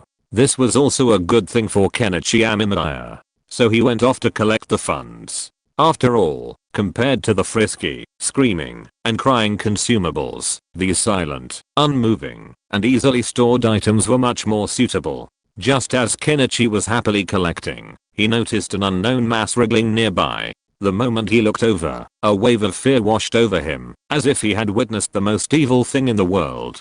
Chakra energy. Kenichi frowned, then a wave of ecstasy washed over him. This thing was most likely the Ninetales chakra. Only the chakra of a tailed beast could possibly retain its hold for a while after being separated from its body. Without a second thought, he pulled out a sealing scroll and sealed the chakra within. Looking at the scroll in his hand, Kenichi Amemiya felt a sense of satisfaction. This trip was truly worth it. He even managed to obtain the Ninetales chakra. Just as Kenichi was ecstatic, he suddenly sensed the vibrations of a ninjutsu. Without hesitation, he instantly leaped to the right, dodging the attacking water dragon from behind. Simultaneously, his hands rapidly formed seals. Fire style. Dragon fire jutsu. With a massive surge of chakra, a torrent of flames shot directly in the direction of the water dragon's release. However, as the flames ignited the buildings there, Amemiya Kenichi saw no one. Even the sound of movement faded, leaving only the blazing flames and collapsing buildings. Amemiya Kenichi cautiously guarded himself. The enemy had launched a surprise attack without a word, intent on killing him. But soon, Amemiya Kenichi had to leave. He had to. The blazing flames were so dazzling in the night that they had attracted the attention of the ANBU. If he didn't leave now, he would be unable to escape. A direct attack on me could be from the root, but it's more likely to be the one who collected the Ninetales chakra on the night of the Ninetales. Amemiya Kenichi pondered as he ran. He felt the latter was more likely. After all, the root were ruthless and would never give up until their mission was accomplished. If it was the root, they would likely follow him and attack again. However, he waited for a long time, but saw no follow-up attack, which only proved that the enemy was afraid of attracting the attention of the ANBU. The most likely culprit, then, was the one who had gathered the Ninetales chakra. Kenichi Amemiya couldn't remember his name. He wasn't a prominent character. After all, he'd been surprised by their brazenness, completely unconcerned about Konoha or the potential trouble that might follow. He was truly decisive. It seems I'll need to have a good chat with you later, Kenichi Amemiya said, his expression grim. If he hadn't reacted quickly, this could have been a disaster. Kenichi Amemiya didn't know the man's name, but he knew he was one of the 12 ninjas, the guardians of the Land of Fire. Killing them all, except Asuma, would be enough. No, Asuma wasn't beyond death either. They could still see each other later. At that moment, Kenichi Amemiya sensed a surge of energy gathering. He turned his head and saw the massive monster in the Ninetales direction had opened its mouth, a cloud of ominous energy gathering within it. It was the tailed beast ball. Chapter 38 Naruto's Blood. Chakra truly is a miraculous power. Even though he'd known about the tailed beast ball for a long time, it wasn't until he faced it head on that he felt the pressure. For a moment, he almost felt like he was back in high school, his heart racing as he dreamt of being caught by his teacher looking at his phone. But the target isn't the village, but Hokage Rock. Amemiya watched the tailed beast ball fly overhead, then noticed its intended target. But the ball didn't explode, it instantly vanished. Simultaneously, a loud explosion could be heard in the distance. Amemiya knew it must have been the 4th Hokage's move. Flying Thunder God was truly a powerful ninjutsu. If it could even transport the tailed beast ball, wouldn't it also be able to transport things like fuel air bombs and thermobaric bombs? All he had to do was leave mark at the target location, instantly teleport the thermobaric bomb there, and then quickly detach and detonate. The destructive power was immense. It was a ninjutsu of strategic proportions. No wonder Minato Namikaze was known as the Yellow Flash. Its extreme speed was truly a power. Have you ever been kicked by light? For some reason, Amemiya Kenichi couldn't help but mentally associate Minato Namikaze with Kizaru next door, which made him shudder. Impossible. Minato Namikaze wasn't like Kizaru. Looking at the vanishing Minato Namikaze and the Konoha ninjas who were once again attacking the Ninetales, Amemiya Kenichi yawned. He was destined to have no sense of participation in this major event. No, it seemed there was something he could do, like Uzumaki Naruto, who was born now. His bloodline might hold some secrets. Amemiya Kenichi wanted to study how Uzumaki Naruto, the reincarnation of Hashirama, was affected by his bloodline. And could Hashirama be stripped from Naruto? What would Naruto, no longer the reincarnation of Hashirama, become like in the future? Amemiya Kenichi was curious. Thinking of this, Amemiya Kenichi decided to give it a try. He felt like he'd be missing out if he didn't. While he could wait until future Naruto left the village on a mission to obtain Naruto's blood, that would be a long wait, and he didn't want to waste that time. Furthermore, Kenichi Amemiya remembered a perfect opportunity right around this time.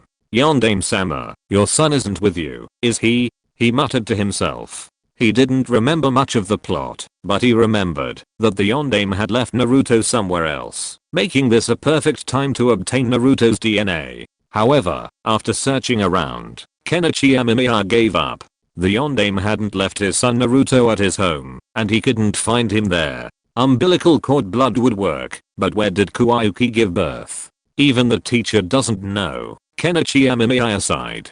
He had originally thought of seizing this opportunity to collect it, but unexpectedly, he ran out of information, so he had to abandon the plan. Once future Naruto was older, he could infiltrate Konoha and collect it. It shouldn't be too late then. The funding is almost there, and we've got some equipment. Amemiya Kenichi rubbed his chin. He had originally planned to grab a few supplies, but by now, almost everyone in the village who could escape had already fled. He'd wandered around without finding any suitable supplies. This disappointed Amemiya Kenichi, but watching the Ninetales in full force, a thought struck him. If I were the Yondaime, I would definitely leave Naruto somewhere safe from the Ninetales, somewhere secluded enough. Amemiya Kenichi pondered. He certainly couldn't have him in the village. Even though the Yondaime was trying hard to drive the Ninetales away, even the slightest bit of aftermath would be enough to kill Naruto right now. So he definitely wasn't in the village. He might even be diagonally opposite the Ninetales, making him the farthest away and least vulnerable. With this thought, Amemiya Kenichi resolutely headed for the other side of the village. He ran swiftly. He didn't know how long Obito could hold off the Yondaime, but he knew he had to hurry. It might be here. Amemiya Kenichi repeatedly checked room after room, but found nothing. Just as he was about to give up, he seemed to have found his target, a room enshrined in a simple protective barrier. This barrier was very hidden, and if he hadn't touched it, no one would have known it existed. Amemiya Kenichi knew this was most likely Naruto's hiding place. Fortunately, the temporary protective barrier erected by the Yondaime wasn't very strong. Perhaps it sacrificed some defense for the sake of secrecy? This made it easier for Amemiya Kenichi. After breaking the seal, he saw the tiny Naruto in the room. Without hesitation, Amemiya Kenichi took out a test tube and collected a strand of Naruto's hair and a drop of blood, then hurried away. As Amemiya Kenichi left, Namake's Minato appeared in the room. He gasped, looked around nervously, and then held Naruto in his arms. Seeing that his son was fine, Minato breathed a sigh of relief. Is Uchiha Madara still alive? What a formidable enemy. Minato Namake's clutched his waist. He'd been meaning to return the moment he'd felt the barrier being attacked, but Madara's fierce attack delayed him. An anxious Minato, taking the blow, finally returned. The barrier has been breached, but Naruto. Minato was perplexed. He'd previously wondered if his child was in danger, but fortunately, Naruto was fine. He'd noticed someone fleeing outside, but at the time, he'd been more concerned about Naruto's safety. Now that Naruto was safe and the enemy had fled, he could only deal with the suspected Madara and the Ninetales first.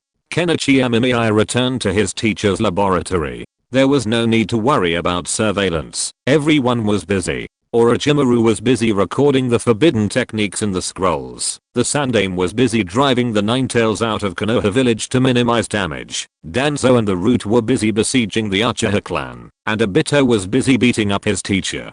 Kenichi Amemiya felt that being a teacher in the Naruto world was a dangerous thing, constantly being dragged out by his evil disciples to teach him the truth.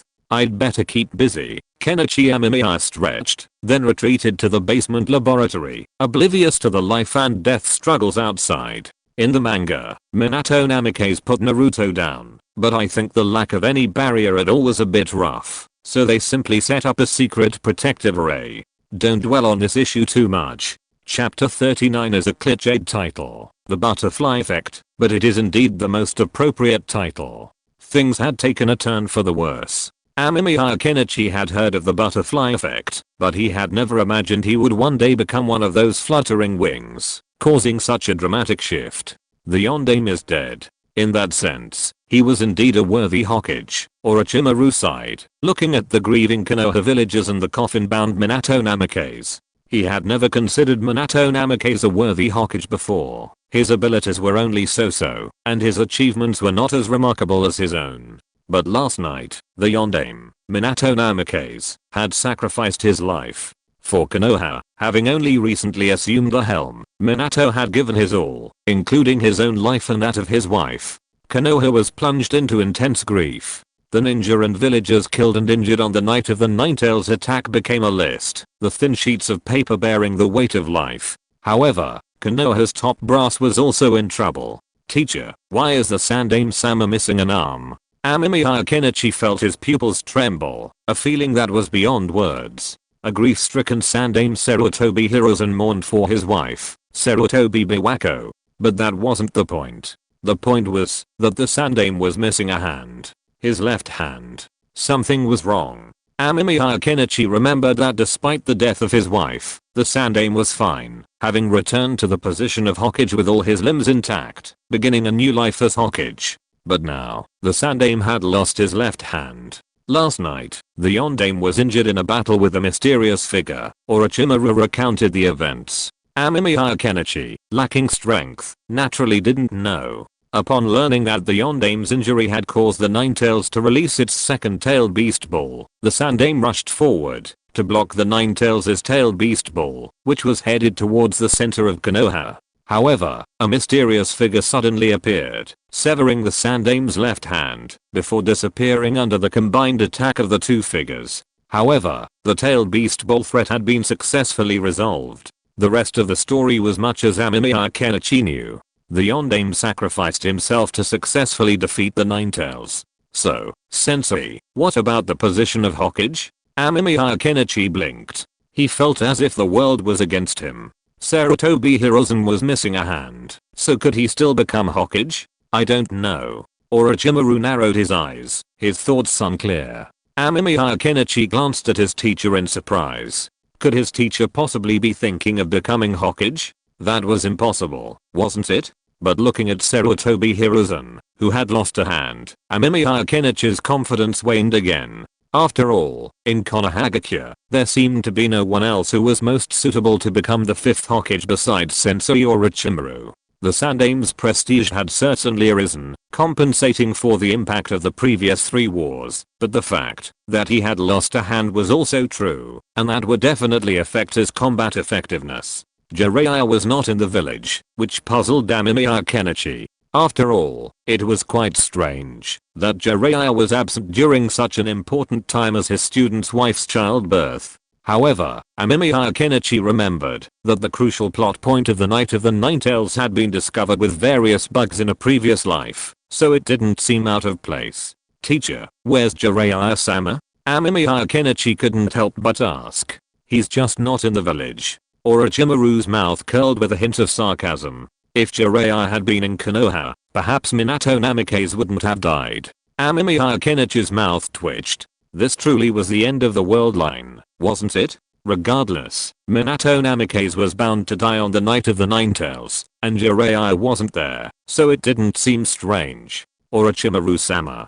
Kakashi approached, and Amemiya Kenichi's expression was slightly unnatural. Kakashi was still alive, and didn't seem to notice his eyes had been replaced, but Amemiya Kenichi still felt a little uneasy around Kakashi. He kept worrying that Kakashi might notice something was wrong. What's wrong? Orochimaru glanced at his disciple from the corner of his eye, noticing a flicker of nervousness. Could it be something to do with Kakashi? Orochimaru pondered. The Sandaime-sama asked me to inform you to come over. Kakashi remained respectful to Orochimaru, though his red eyes betrayed his unrest. Kakashi was such a wretch. First he lost his best friend, then had to let his teammates die at his hands. Now, his teacher and his mistress were dead too. If Kakashi were a true Uchiha, he would have probably opened his manger key. Okay. Orochimaru smiled and walked away, not even bothering to call out to Kenichi Amemiya. Kenichi Amemiya took a deep breath, then looked at Kakashi, who stood silently beside him, unsure of what to say. Kakashi, my condolences. Kenichi Amemiya knew this was the time to test his acting skills. Kenichi Amemiya was certain Kakashi didn't know about yesterday's events. To be more precise, he didn't know the true situation. After all, Kenichi Amemiya had knocked Kakashi down before he could even turn around. Kenichi, are you okay yesterday? I seem to have been knocked unconscious. Kakashi's eyes flushed as he looked at Kenichi Amemiya. His words made Kenichi Amemiya feel relieved. I'm sorry. I only saw a black shadow flash by yesterday, and then I fainted. Luckily, the teacher came and saved me. Kenichi Amemiya said apologetically. His strength was not as good as Kakashi's. Kakashi couldn't see clearly, so it was reasonable for him to faint like a weakling, right? I'm glad you're okay. Kakashi tried to open his eyes wide, then turned and walked away. Kenichi Amemiya saw that Kakashi seemed to be calling on chakra, and it seemed to be on his face. Was he wiping tears? Kenichi Amemiya didn't know. Looking at the villagers and ninjas around him crying because of the loss of their loved ones, Kenichi Amemiya took a deep breath and silently followed the Akimichi clan leader in front of him. As a disciple of Orochimaru, one of the three great ninjas, Amemiya Kenichi stood just behind the main clan of Konoha, allowing him to observe a moment of silence for the fourth Hokage, Minato Namikaze. This was also his last opportunity to see the fourth Hokage's remains. Amemiya Kenichi's hand caressed the edge of the coffin. Then, glancing around, he silently grasped a strand of yellow hair in his palm. Chapter 40. So after all, creating an Iron Man youth in the ninja world doesn't seem to be a big problem. Orochimaru's teacher was gone for a long time. The fourth Hokage's funeral began in the morning and ended at noon, but even after it was over, Kenichi Amemiya still hadn't seen his teacher. Is the teacher really going to become the fifth Hokage? Kenichi Amemiya scratched his head. If that were the case, it would be hilarious. You know, the teacher had always dreamed of becoming the new Hokage of Konoha. While not exactly urgent, Kenichi Amemiya knew that his teacher did harbor such hopes. However, after the fourth Hokage, Minato Namikaze, was chosen, Kenichi seemed to have given up on the idea. No, there's another possibility, Kenichi Amemiya thought, thinking of the Sandame's lost arm. While the Sandame had lost his left hand, who was his teacher? Orochimaru, a man mastering the most advanced technology in the ninja world. Now that the Sandame had lost a hand, he needed to fix this problem if he wanted to become Hokage again. If there was anyone in Konoha village most likely to help the Sandame solve this problem, Kenichi Amemiya felt it was none other than his teacher. Forget it. Kenichi Amemiya stopped dwelling on these thoughts and returned to his and his teacher's lab. This lab had been a smoker screen from his teacher. There weren't any extreme experiments going on there, nor anything shameful to be seen, so Kenichi Amemiya could come and go freely, though he still had to be discreet. Kenichi, you have to understand that the more openly you display your knowledge, the less others will notice. But if you carefully conceal it, they'll pay more attention, his teacher had said. Kenichi Amemiya thought that made sense. If the Sandame were to investigate and find this, he could handle it. Suppose the teacher needs to help the Sandame solve this problem, then there are probably three solutions. Since this lab couldn't conduct research beyond the boundaries, Kenichi Amemiya had nothing else to do. He simply began to think about how to solve the problem. First, use cloning to create an arm for the Sandame, and then transplant it. Kenichi Amemiya felt that this was the most suitable option. However, his teacher didn't seem to be very proficient in cloning technology, yet and might not choose this approach. The second option is to try to create an arm using the cells of the first generation. Amemiya Kenichi shook his head and crossed out the idea. It was completely unfeasible. The first generation cells were extremely corrosive, and Danzo had to use the eyes of the Uchiha clan to achieve a delicate balance. The Sandame wouldn't choose this option. After all, he was the Kage of a village. If word got out, it would be bad for his reputation, and would exacerbate the conflict with the Uchiha clan. So, the most likely option was the first one, using cloning technology to transplant an arm. Amemiya Kenichi swirled the pen in his hand. He did have a third option. I remember there are metals in the ninja world that can conduct chakra. If we use these metals to create a mechanical arm, wouldn't that solve this problem? Amemiya Kenichi thought the idea was quite good. Flesh is weak, but machinery is soaring. Ultimately, the biggest problem with losing an arm is the inability to form hand seals and draw on chakra, which is a serious problem for a ninja. Metals with excellent conductive properties could arguably replace this function, and given the Sandame's status and financial resources, obtaining the best metal would be easy. Most importantly, the mechanical arm also meant a hidden door. If the Sandaime needed to become an enemy, this door could be activated to disable the arm, or even severely injure him. However, exactly what the Sandaime would choose wasn't clear to Amemiya Kenichi. As he slowly sketched out his design, he heard the base door open. Turning around, he saw his teacher approaching.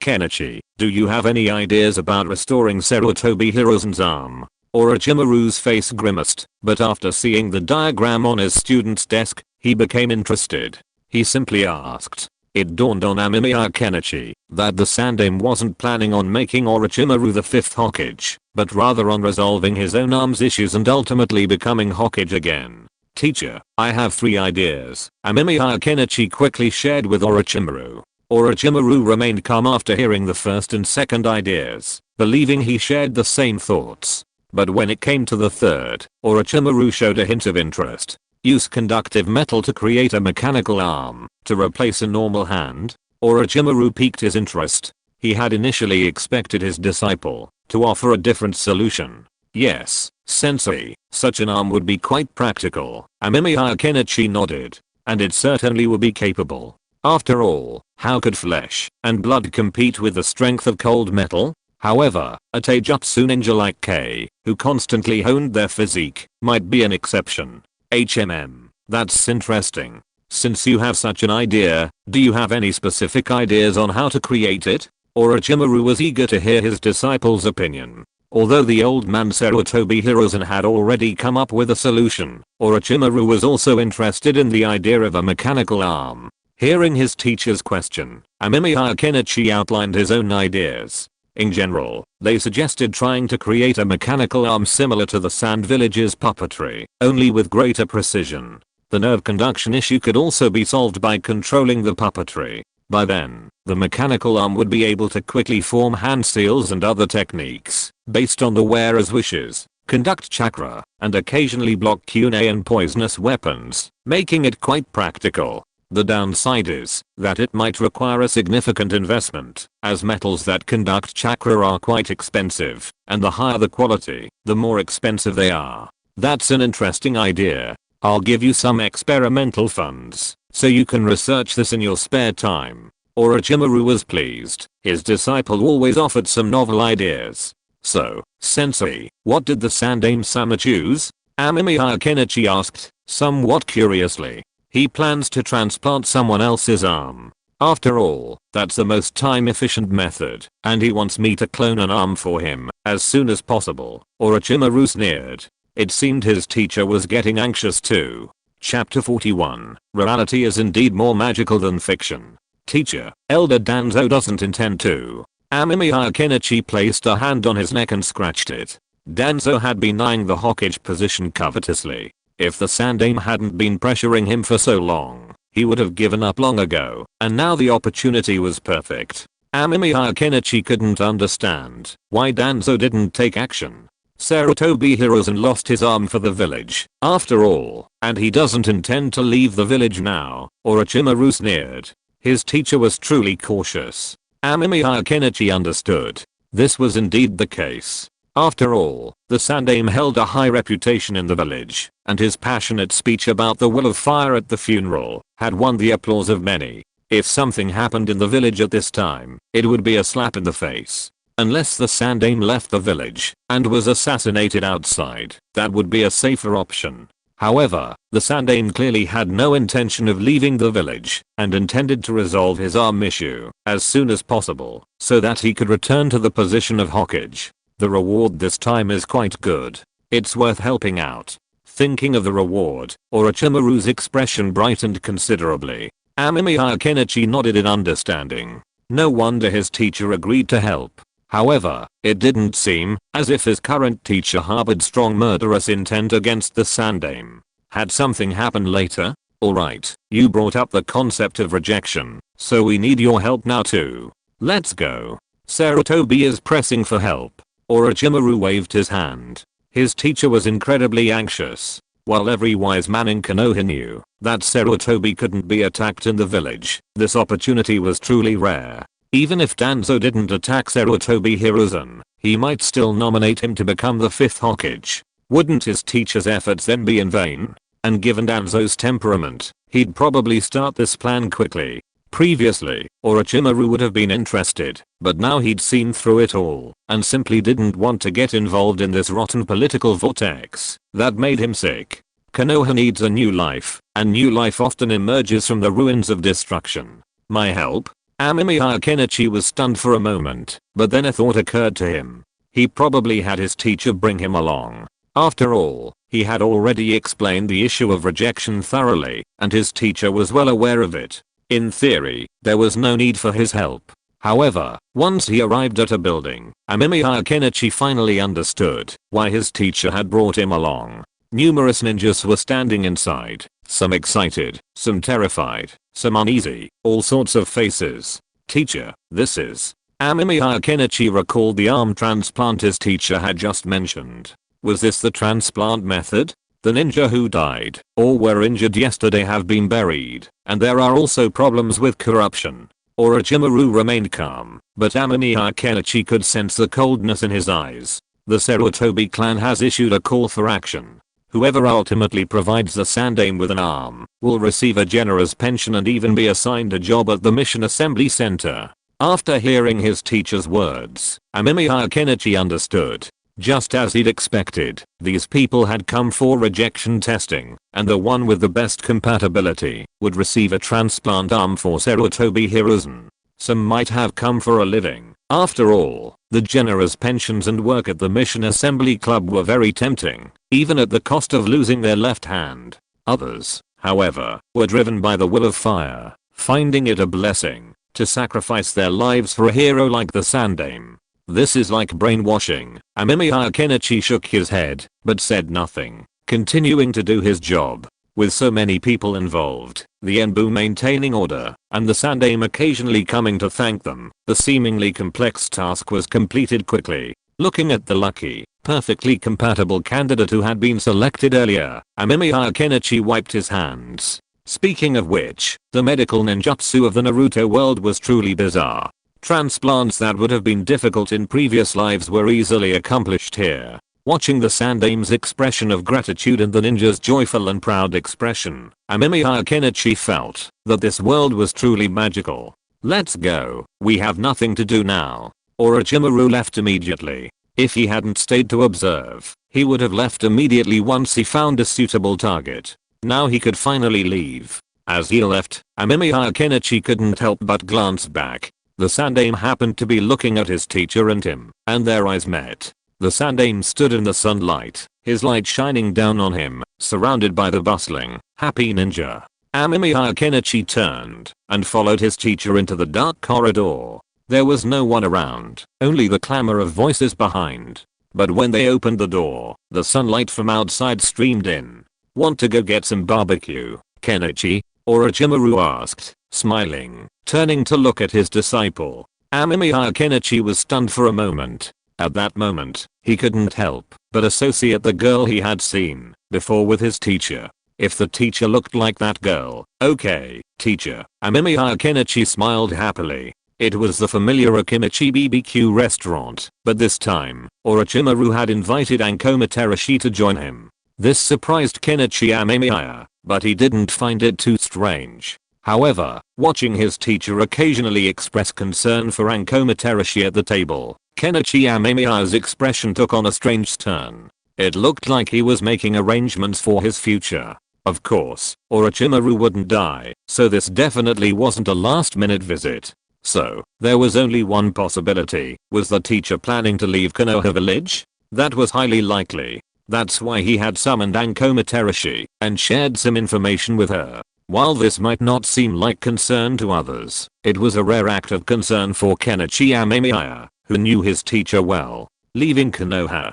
Kenichi Amemiya said, a little excited.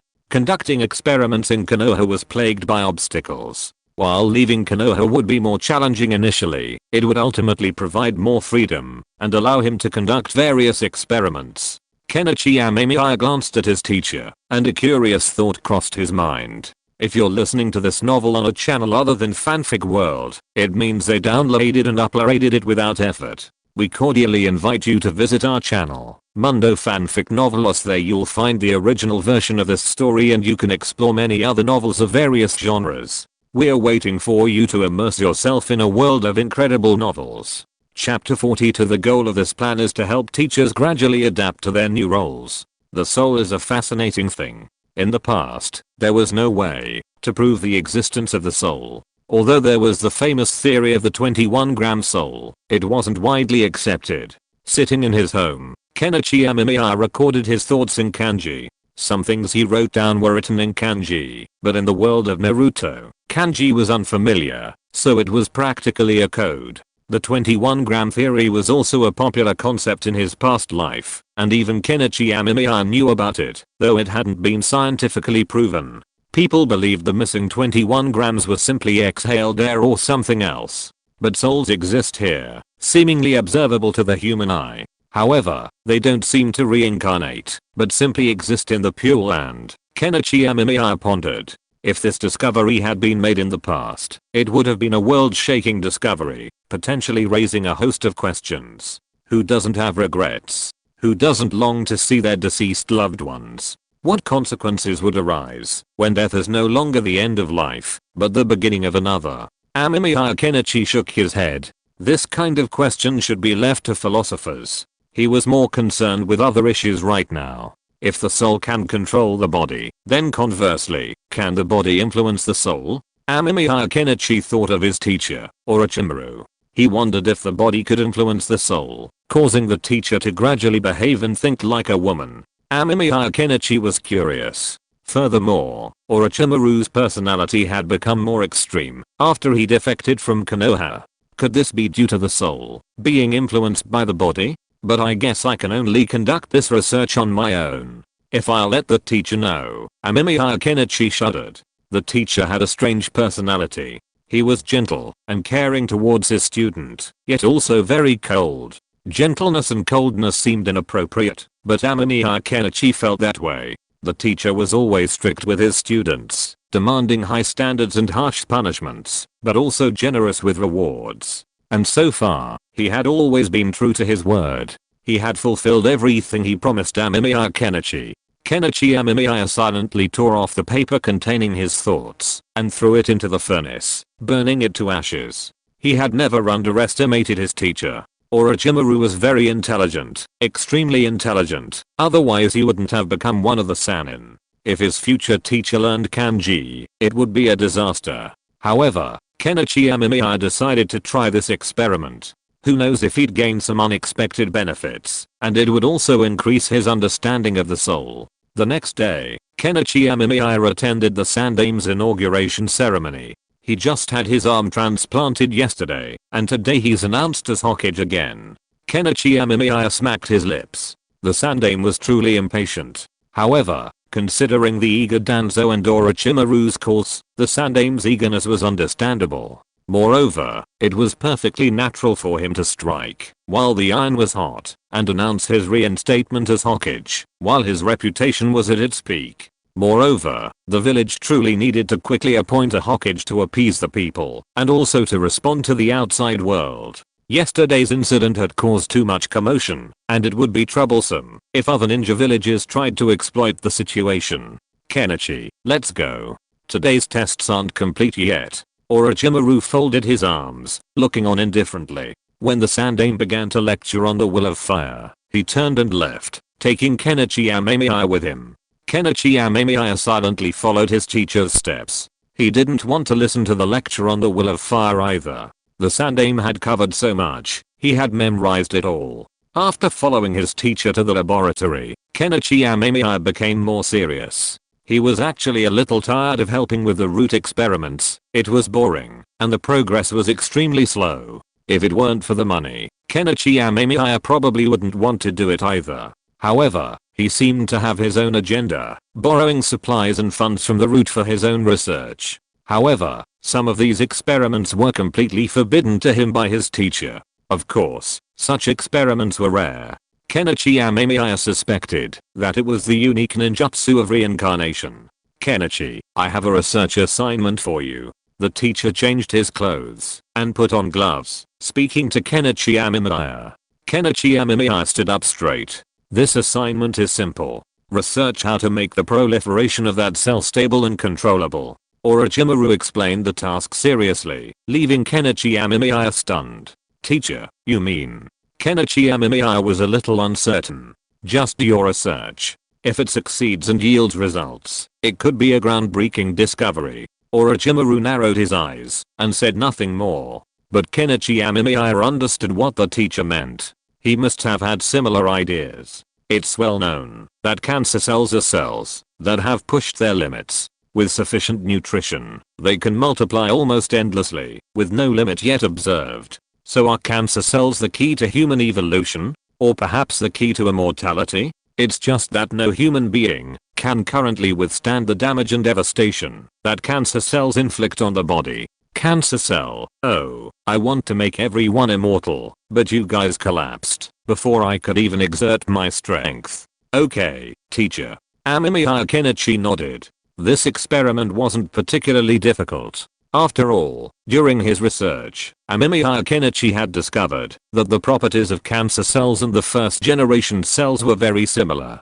It could be said that Hashirama Senju was like a large human cancer cell, his cells incredibly resilient, even for ordinary humans. After discovering this characteristic of the first generation cells, Amemiya Kenichi even began to question whether the first generation was actually human. Why were his cells so abnormal? The first generation cells were like cancer cells, each performing its own function yet capable of endless proliferation, with no side effects, seemingly guaranteeing immortality. However, the first generation died, though the exact method of death was uncertain. Therefore, whether the first generation could achieve immortality remained an open question. I hope you can leave soon, teacher.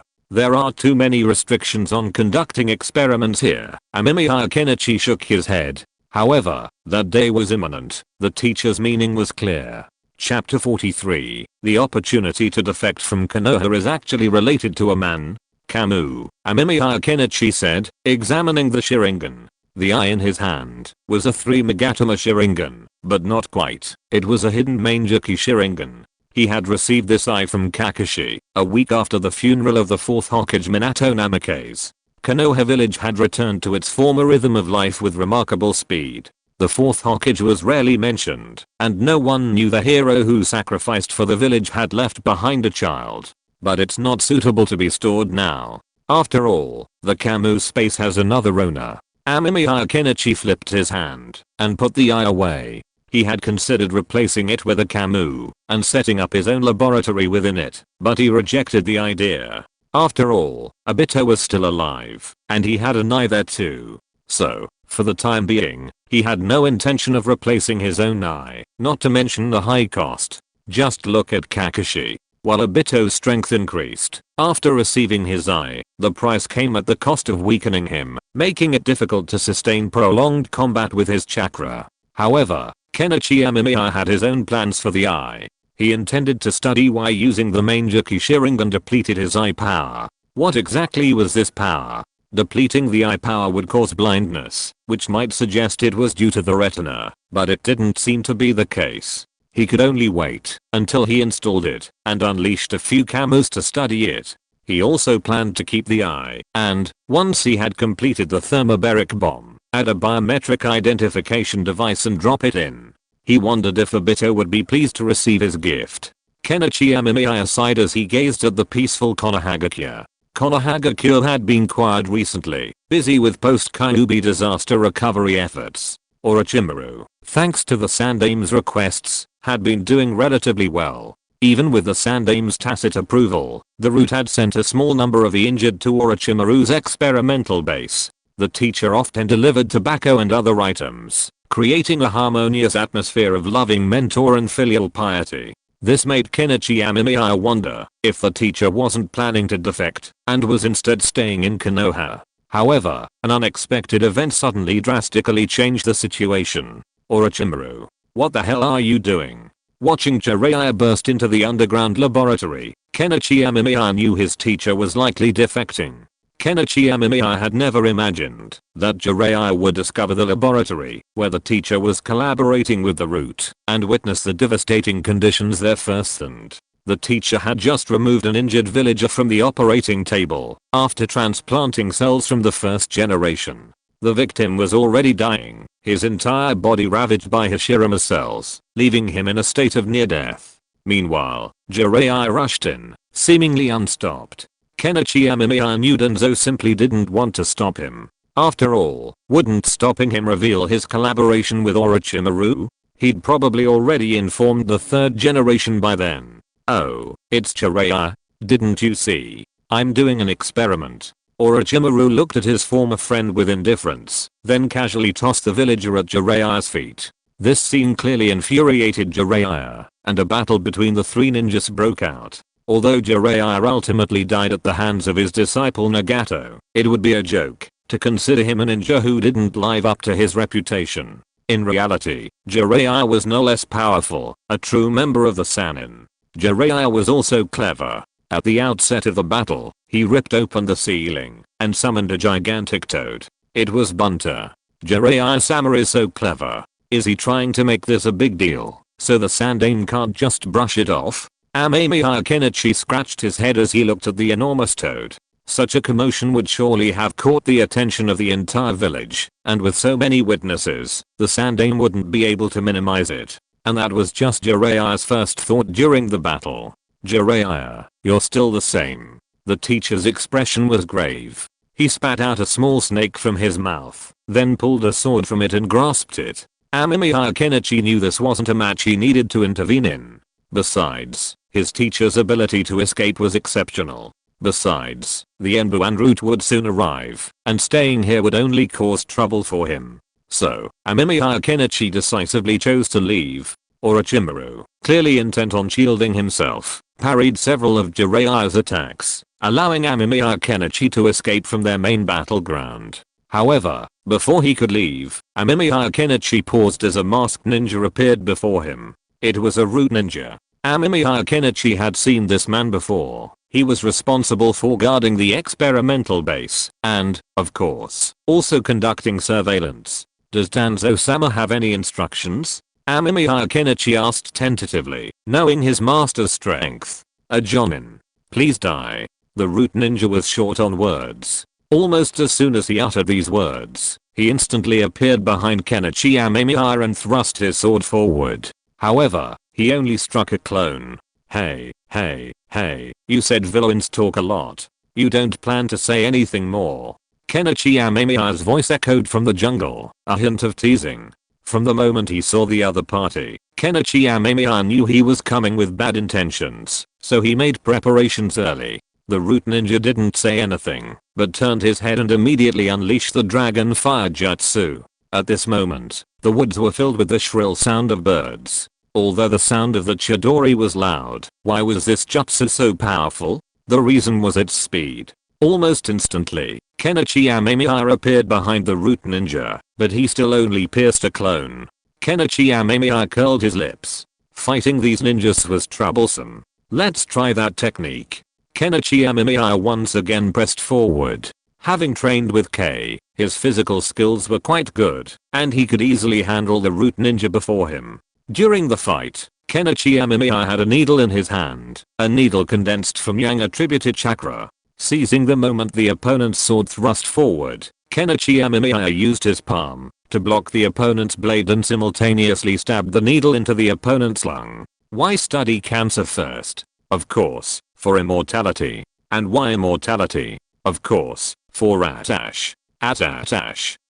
Chapter 44 Kakashi. This knife can't be stopped, right? Trading injuries for injuries might seem foolish, but Amemiya Kenichi had his reasons. Hashirama Senju's sage body brought him not only natural talent, but also the terrifying physique of the first Hokage. Amemiya Kenichi had previously tested it, and found that even minor injuries healed quickly on their own.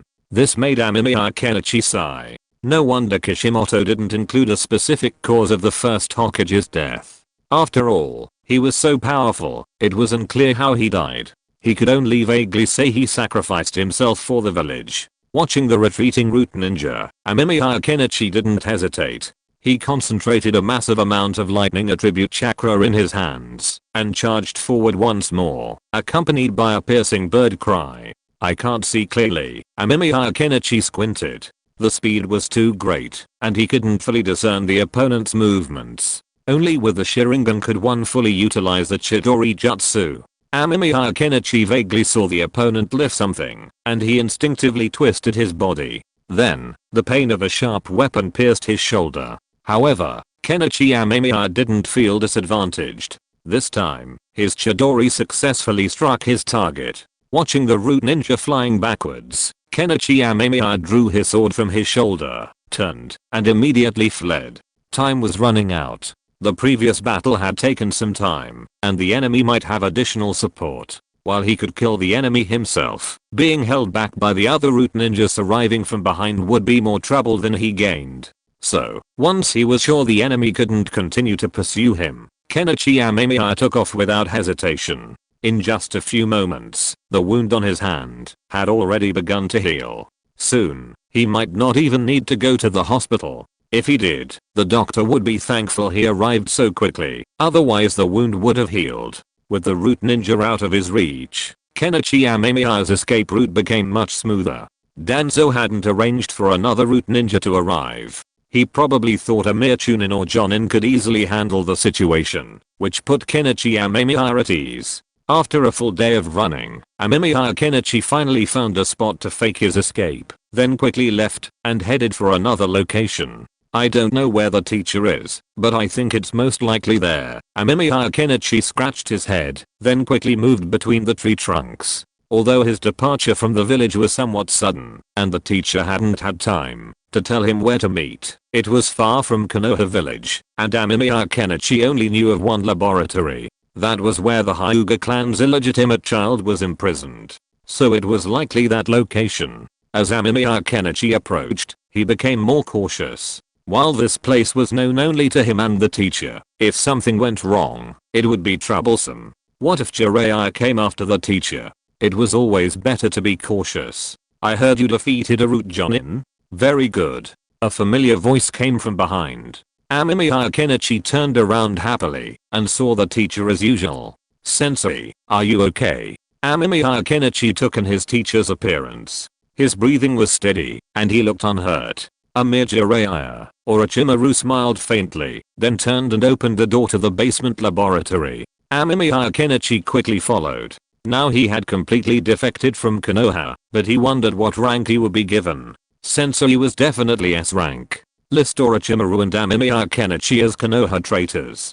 Orochimaru an S rank traitor, Amemiya Kenichi a B rank traitor. Inside the Konoha building, the third demon Sarutobi Hiruzen pinched his brow, speaking with some irritation. The previous events had been a huge shock. The battle between the three ninjas had spread throughout Konoha village. The defection of Orochimaru and his disciple Amemiya Kenichi was now a clear fact. He could only handle the matter in a business-like manner. Kakashi lowered his head and said nothing. He was still a little dazed at this moment. After all, in the blink of an eye, his teacher and his wife were dead, and now a friend he had acknowledged had become a traitor. It was like someone had stabbed him in the heart, and before he could recover, he was stabbed again. B rank? That brat wasn't B rank. He defeated a root Jonin. Danzo slammed the table in anger. He had originally thought that dealing with a mere Chunin would be easy, and that he could use Amemiya Kenichi's body to take the blame, which might lead to some other twists. Instead, the enemy escaped, seriously injuring his own ninja. According to Tanuki, while fighting the brat, he suddenly felt a sharp pain in his chest, followed by labored breathing, blacking out, and a general discomfort. Even though he quickly disengaged to relieve the pain, he was hit by the enemy's Chidori. If it weren't for the quick support of his root companions, he would have died right there. Jonin? Are you saying Amemiya Kenichi defeated a Jonin? The Sannin took a drag on his cigarette, this time genuinely surprised. He had met Kenichi Amemiya before. He'd only just become a Chunin, and his talent was only average. He'd only just become a Chunin at this age, while Kakashi was already a Jonin. So the Sannin had always assumed Kenichi Amemiya was just some auxiliary researcher working in the lab, but he'd never imagined he could actually defeat a Jonin. Yeah, and he even used that brat's Chidori, Danzo said sarcastically. Kakashi's eyes darkened. No wonder he'd been summoned here for so long. The Hatake family has made great contributions, and Kakashi didn't know about it at the time. There's no need to bring this up again. The Sannin gave Danzo a deep look. His old friend was becoming even more outrageous. Kakashi was the only one left in the Hatake family, and yet Danzo was targeting him. The old man was going too far. HMPH. Danzo snorted, but didn't say anything. Then, Kenichi Amemiya must be an A-rank traitor. The Sannin stamped the Hokage's crest, effectively concluding the matter. However, the Konoha high-level officials did not immediately issue these wanted notices, but concealed them temporarily. The fact that Orochimaru, one of the three ninjas, became a traitor had a great impact on Konoha. It was also easy to expose Konoha's weakness, so they had to keep it secret for a while. Thanks to the Dark Star Emperor for the 2000 starting coins. Chapter 45 Sage Mode. Teacher, I heard you're already an S-rank defector, Amemiya Kenichi said to Orochimaru with a smile. On the third day, after they defected from the village, a word began to spread throughout the ninja world that Orochimaru, one of Konoha's three ninjas, had defected. Konoha had no choice but to acknowledge the news, and released some information about Orochimaru, labeling him an S-rank defector. Amemiya Kenichi also heard about his own situation. It seemed he had been classified as an A-rank defector by Konoha. It seemed he had some connection to that root ninja. HMM. Orochimaru wasn't interested in such matters. He was conducting research, specifically on curse seals. Amemiya Kenichi glanced at the curse seal, which his teacher had brought out some time ago. He feigned surprise, but he knew the seal was actually a product of research on JGO. So, the seal his teacher was researching should be the Heaven's Curse Seal, right? Speaking of the Heaven's Curse Seal, Amemiya Kenichi thought of his junior sister. Mitarashi Anko already has this curse seal, and her teacher has likely sealed her memories, which is a good thing for her. Kenichi, why is it that the Heaven's Curse Seal has a high probability of death when transplanted into the target? Orochimaru put down his object and glanced at his student. Teacher, I think it's because not everyone can absorb natural energy. Amemiya Kenichi shrugged. Under his teacher's guidance, he gained a deeper understanding of the Heaven's Curse Seal. It's essentially a simple method of achieving sagehood. However, because it was extracted from JGO's body, using this power causes the absorbed natural energy to surge, causing various changes in the body. In some ways, it's more like a compound that significantly enhances the receptor's capabilities, but the problem is that it's also very selective, with a high mortality rate. This is very similar to Sage Mode. However, Sage Mode isn't something that can be achieved casually, it requires talent. Come to think of it, aren't you planning on learning Sage Mode? Orochimaru glanced at Kenichi Amemiya. His disciple had harbored this thought since their time in Konoha. He had previously considered imposing the Heaven's Curse Seal on his disciple, but since he found him to be quite capable and easy to use, he abandoned the idea. Yes, master, I do have this thought, Kenichi Amemiya admitted readily. He had expressed this intention from the beginning. Orochimaru pondered for a moment. If he knew Sage Mode, he could teach his disciple, but the only problem was that he didn't. He had attempted to cultivate Sage Mode during his visit to Ryochi Cave, but hadn't succeeded. However, his disciple could give it a try. Since you wish to cultivate Sage Mode, let me explain. Orochimaru's expression grew serious. He didn't know Sage Mode, but who was he? He was Orochimaru, a ninja with exceptional talent. When he learned Sage Mode, he had memorized some of the details. It would be a good idea to use this time to teach his disciples in advance. Amemiya Kenichi listened intently, but as he listened, his expression grew strange. According to his teacher, the most important step in cultivating Sage Mode is to first sense the natural energy in the air. Each of the three sacred places has its own unique method for this step. For example, Mount Maiboku uses toad oil to help practitioners initially sense and master natural energy. After attempting to follow his teacher's instructions, Amemiya Kenichi was astonished to find that natural energy was everywhere around him. With his mind, this energy could be absorbed almost instantly. Is it because of the Stame's Sage Mode physique? Amemiya Kenichi mused. The Stame was a truly exceptional ninja who cultivated Sage Mode. Unlike Jiraiya, who needed to absorb natural energy to enter Sage Mode, the Stame could do so instantly. His talent was truly remarkable. Since Amemiya Kenichi had inherited this physique from the stem, it was only natural that he could sense this natural energy. However, Kenichi Amemiya had only inherited the physical qualities, not the knowledge, so he had previously been unable to enter the realm. Now, under his teacher's guidance, Kenichi Amemiya had broken through that barrier and successfully entered a new realm. Kenichi Amemiya remained calm. The moment he sensed the natural energy, it eagerly rushed into his body, like an nymphomaniac in a manga. He quickly blocked the sensation, thus preventing the natural energy from rushing into his body. After all, his teacher, Orochimaru, possessed the power of the reincarnation technique. If he displayed such an amazing talent now, would his teacher be jealous? So Kenichi Amemiya decided to practice it privately. You can absorb the natural energy, but you also need to balance it with your physical and mental energies. The teacher continued, and Kenichi Amemiya listened intently. This knowledge was unheard of elsewhere in the ninja world. Kenichi Amemiya now had a new understanding of senjutsu. This made Amemiya Kenichi eager to try his hand at studying senjutsu. Even though he hadn't absorbed any energy just now, he could sense a strong connection to the natural energies. This was likely related to the Shodaime Senjutsu constitution. Teacher, can I apply for some research funding? After the teacher finished speaking, Amemiya Kenichi expressed his amazement, and then hurriedly asked.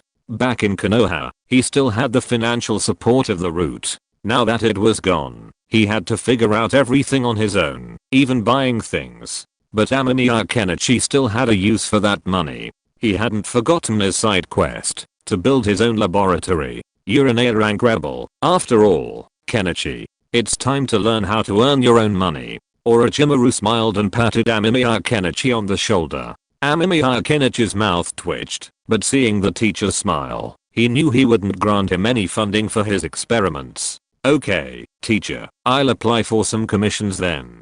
Amemiya Kenichi sighed. It seemed he had to find a way to join the top ninja group as soon as possible. Chapter 46 Pavlov's Dog. Teacher, who's that girl in the cell? Amemiya Kenichi asked, looking at his teacher with a strange expression.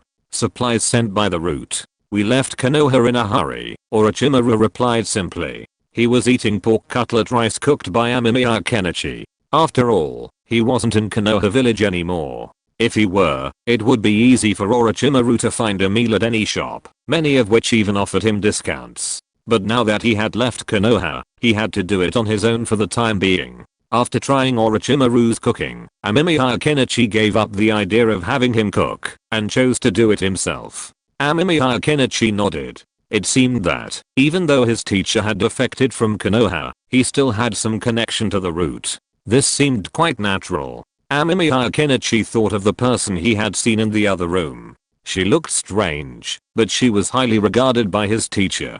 However, just now in the basement cell, Amemiya Kenichi had also seen someone familiar, the female ninja from the ninja team he had captured. The other person had also been sent here, and it seemed their treatment was slightly better. At least they had enough to eat, while the other's food was poor. This made Amemiya Kenichi even more certain that his teacher was planning to use this girl as the subject of his undead reincarnation. Amemiya Kenichi took 2 mouthfuls of rice. Teacher, I'm done.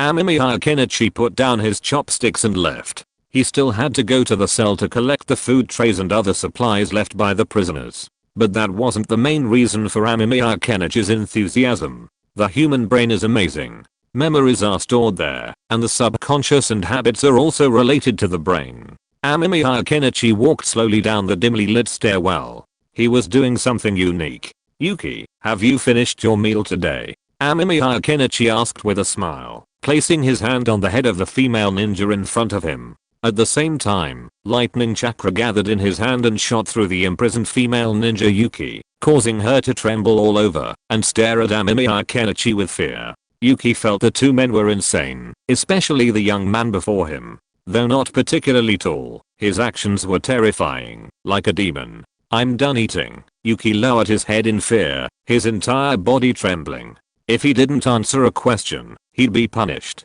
This treatment, daily, had instilled a deep fear in Yuki towards Kenichi Amemiya. Looking at Yuki's trembling body, Kenichi Amemiya's lips curled up slightly. This was exactly the effect he'd been aiming for. Kenichi Amemiya had heard of a scientific experiment called Pavlov's dogs. It was an intriguing experiment. It posited that after a period of regular training, an organism would develop a specific response to a particular stimulus. For example, if a dog was repeatedly exposed to a light and a bell before being fed, it would subconsciously salivate whenever the light and bell rang, even without food. It was like an instinct, beyond the dog's control. This was known as a conditioned reflex. While souls existed in the ninja world, Amemiya Kenichi wasn't sure if memory was completely controlled by the brain. He was just going to do this experiment casually. If it worked, that would be great. If not, that wouldn't matter. The only problem was that this experiment would require a long period of time to strengthen the conditioned reflex. The thought of casually placing his hand on his teacher's head made him shudder, and Amemiya Kenichi felt a pleasurable sensation. Of course, that would be extremely dangerous, but fortunately, he had plenty of time to plan his plans. Leaving Yuki's cell, Amemiya Kenichi went to another room to clear away the dishes and other supplies. These wouldn't be treated so well. His teacher's request was that they just stay alive, and Amemiya Kenichi agreed. Even a good cook can't cook without rice. Amemiya Kenichi smacked his lips. Everything he did after his release would cost money. If it weren't for the loot he'd collected during the Nine-Tailed Fox night, he'd be nearly bankrupt now. So, naturally, he had no interest in improving his life with these supplies. After collecting the plates, Amemiya Kenichi returned to the floor where he and his teacher lived and conducted experiments. His teacher had also finished his meal and was sipping tea. Amemiya Kenichi wasn't surprised. His teacher loved tea, drinking it every day. He didn't know when this habit had developed. "Kenichi, do you know about the Land of Rain?" Orochimaru suddenly asked. Amemiya Kenichi was stunned for a moment, then nodded. Of course he knew about the Land of Rain. He even knew how dangerous it was now, and that the Akatsuki was located there. But Yohiko should have been dead by now, right? Amemiya Kenichi wasn't entirely sure. After all, the timeline of the ninja world was always a mystery. I plan to build my own power in this chaotic ninja world. It seems there have been some changes in the Land of Rain. You should go investigate, Orochimaru said calmly. Okay, teacher. Amemiya Kenichi didn't hesitate.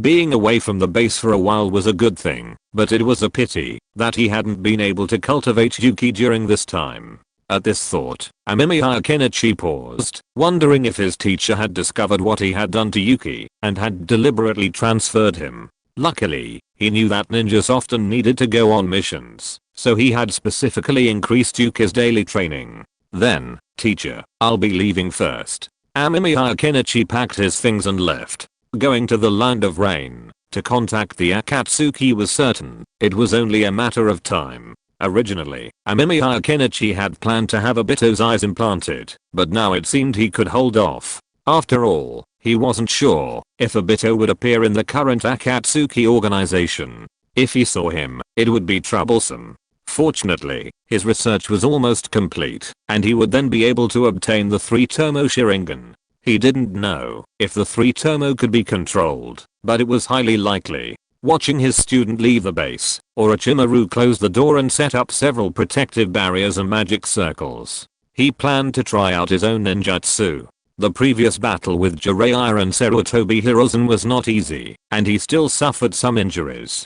Now is the time to test the reincarnation of the dead. Sorry, relatives came to my house today and talked to me for a long time. I'm not very good at using the computer, so I can only delay it until now. The next update will be made up as soon as possible. Chapter 47, The Art of Erasing Facial Expression.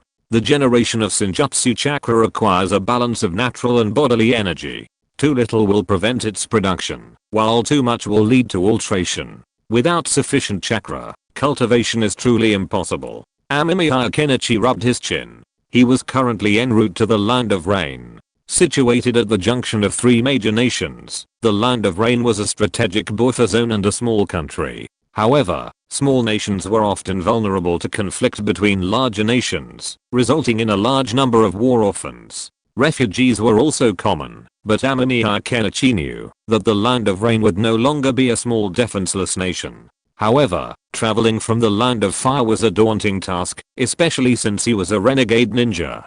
Fortunately, his teacher had taught him a powerful disguise technique, the renowned erasing face technique, so he attacked a passing merchant and assumed his identity. He could both profit from the trade and escape the land of fire in disguise perfect. Sitting on his horse, Amemiya Kenichi closed his eyes, sensing the natural energy lingering in the air. It was still as enthusiastic as ever, radiating enthusiasm for him like an nymphomaniac. No, now it was more like the elderly rushing to buy eggs after hearing about a free supermarket egg giveaway. Would you like to try it? Amemiya Kenichi licked his lips, but he was cautious. After all, absorbing too much natural energy was extremely dangerous. His teacher had mentioned the potential consequences of absorbing too much natural energy, uncontrollable deformation of the body, ultimately transforming it into a strange stone. It sounded similar to the adverse effects of Mount Maiboku.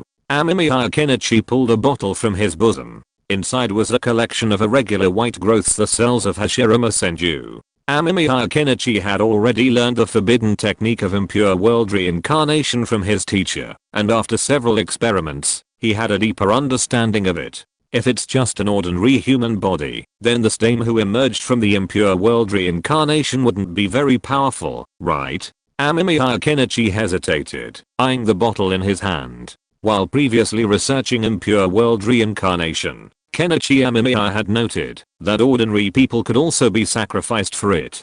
However, ninjas created from the impure world reincarnation had little combat power and could only be used as suicide infantry. Furthermore, perhaps because they couldn't bear the ninja soul, ninjas created from ordinary people's impure world reincarnation were particularly prone to disintegration. They could only maintain this technique for approximately 30 minutes, after which the technique would dissolve on its own. Autopsies of those sacrificed for impure world reincarnation revealed signs of total organ failure. It was unknown how long the first generation of impure world reincarnation could maintain this technique. Wait, if we could obtain the Six Paths Sage's tissue, wouldn't we be able to directly resurrect the Six Paths Sage? Kenichi Amemiya slammed his palm, then dismissed the idea. What a joke on the ninja world. Uchiha Madara could already dissolve impure world reincarnation on his own, so the Six Paths Sage, who was so powerful and frequently spied on the ninja world, couldn't even dream of doing so. If you want to live, leave the goods behind and get out. Just as Amemiya Kenichi was staring at the bottle in his hand with a troubled expression, he heard a loud roar. He looked up and saw 4 or 5 bandits. He scratched his head. In the world of Naruto, ordinary bandits still existed, often engaging in such activities. He could get such missions at the mission gathering center, but the rewards weren't very high, unless the target's stronghold contained wandering ninja or renegade ninja.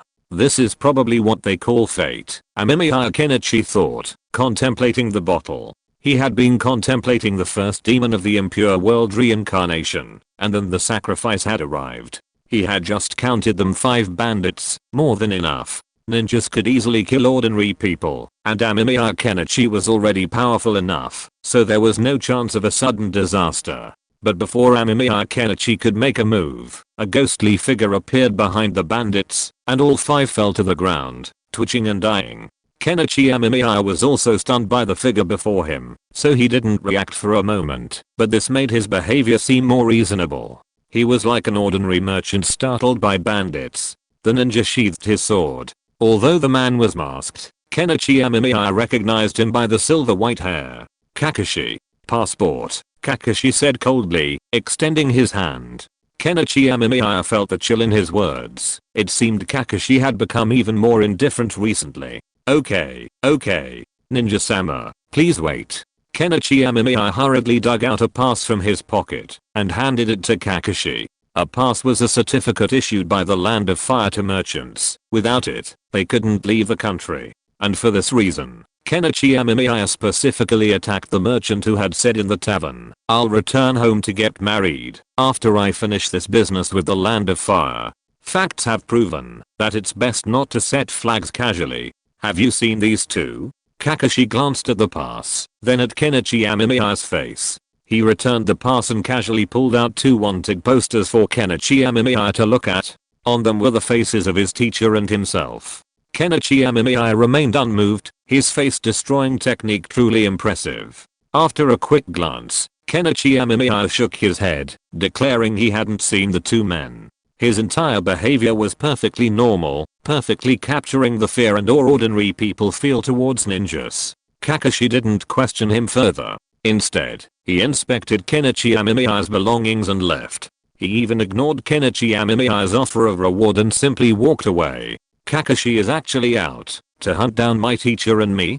Kenichi Amemiya looked at the lifeless bandits lying on the ground and scratched his head.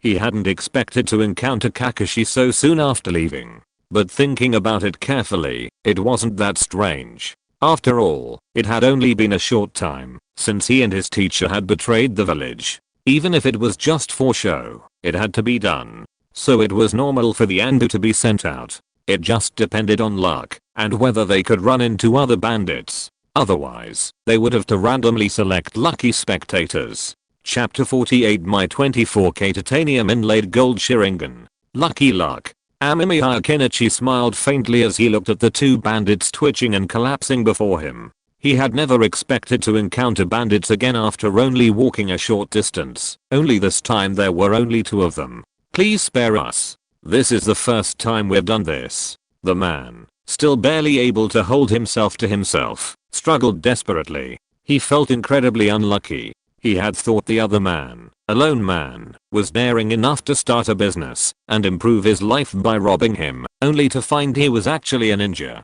Is the economy so bad these days? Even ninjas are turning to business. Amemiya Kenichi curled his lips. The two men hadn't looked like this when they just jumped out. He still liked their rebellious demeanor. Please, my elderly mother is waiting for me to come home, the man cried, his nose streaming.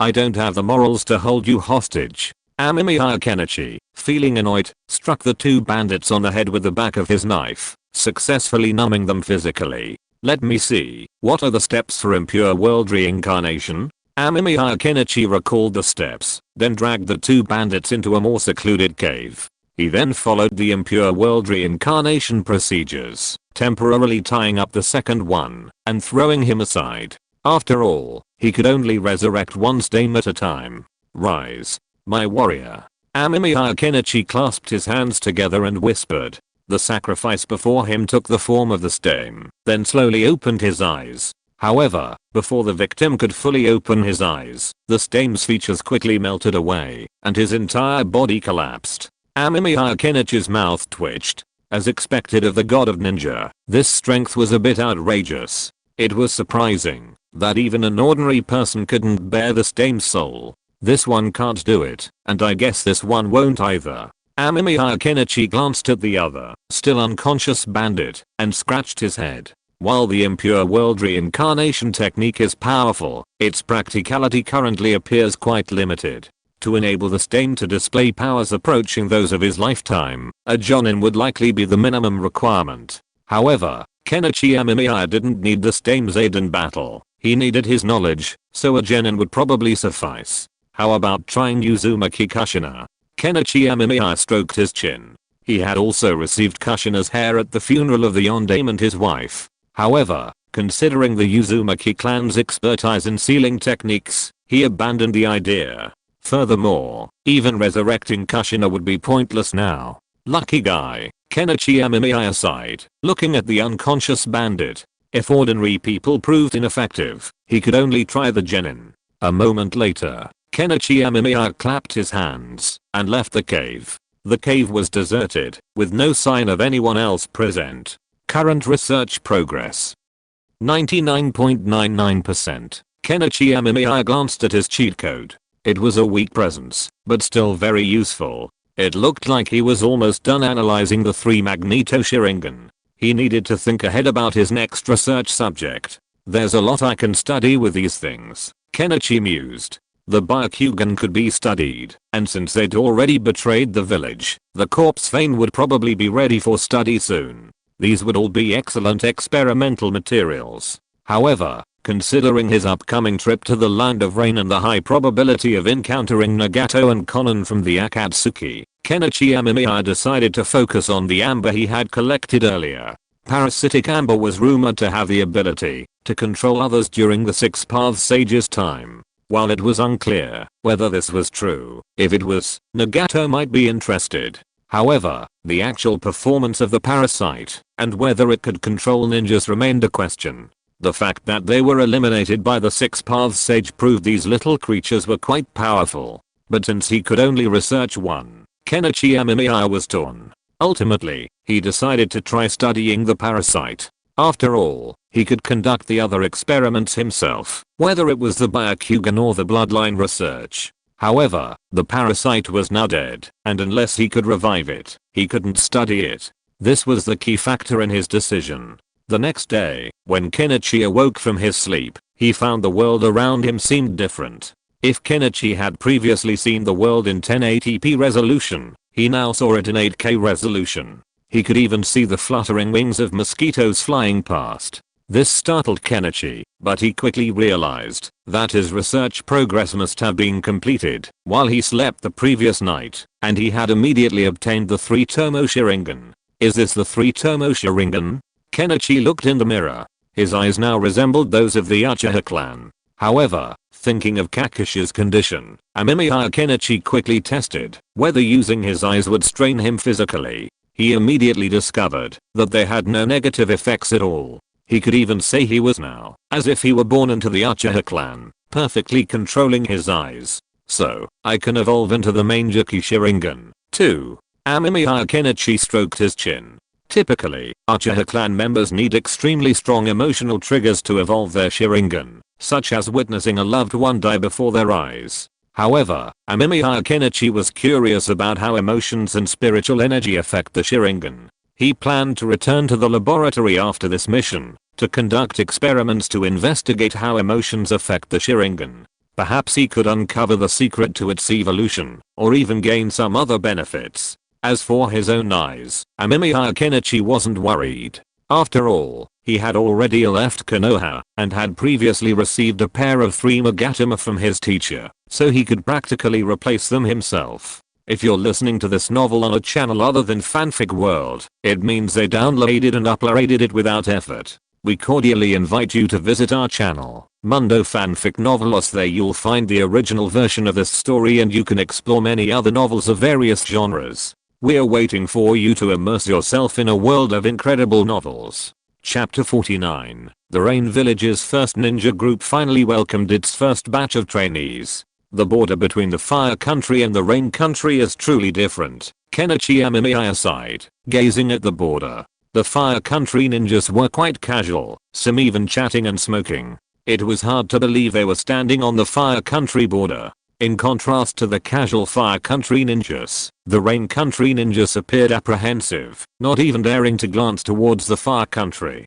Kenichi Amemiya probably understood the reason. It was likely due to the death of Hanzo, the demigod who had become the pillar of the Rain Country, and the loss of contact, which had caused the Rain Country ninjas anxiety. However, this didn't concern him. With his pass in hand, he smoothly passed the border checkpoint and entered the small nation bordering the Fire Country. Shortly after entering, Kenichi Amemiya discovered that the Rain Country's environment was indeed different from that of the Fire Country. The towns were much smaller. Furthermore, the towns had a unique characteristic. Their walls were much higher, at least significantly higher than those in the Fire Country. It's just like expecting a thin piece of cloth to keep one's moral integrity. Amemiya Kenichi shook his head. Facing the 3 big countries nearby, what can this little wall do? Even if it is built as high as the wall in Jinju, it will be completely useless against these ninjas in the ninja world. This is probably the way people from small countries give themselves some psychological comfort. However, he did not have the idea of lamenting for others. Instead, he came to this small town and then quickly dealt with the goods on hand, exchanged them for funds, and then left. Borrowing the identity of a merchant in the Land of Fire was just to avoid possible troubles on the road, but now it doesn't matter in the Land of Rain. Amemiya Kenichi put on a fox mask bought from a stall and then quickly ran to the location of the Rain Village. While running, Amemiya Kenichi also checked his new research target. Current research subject, Chakra Parasite, research progress 0.05%. After deciding on his research subject, Kenichi Amemiya, with the audacity of opening a blind box, chose to study the parasite within the amber. He even melted the amber to prevent any potential hilarious incidents. After deciding on the research subject, Kenichi learned the name of the parasite, the chakra parasite. It reminded him of the Aburain clan, but their parasites didn't look like that, which gave him some anticipation. After all, the name suggested some connection to chakra, so it shouldn't only infect ordinary people. It did seem like it would take some time, but hopefully not too long. The rain country wasn't very large, at least compared to the vast fire country. Soon, Kenichi Amemiya arrived near the rain village and paused. He noticed it was raining. Rain in the rain village might sound like nothing unusual, but Kenichi Amemiya could sense the faint chakra in the air, which he could see more clearly with his Sharingan activated.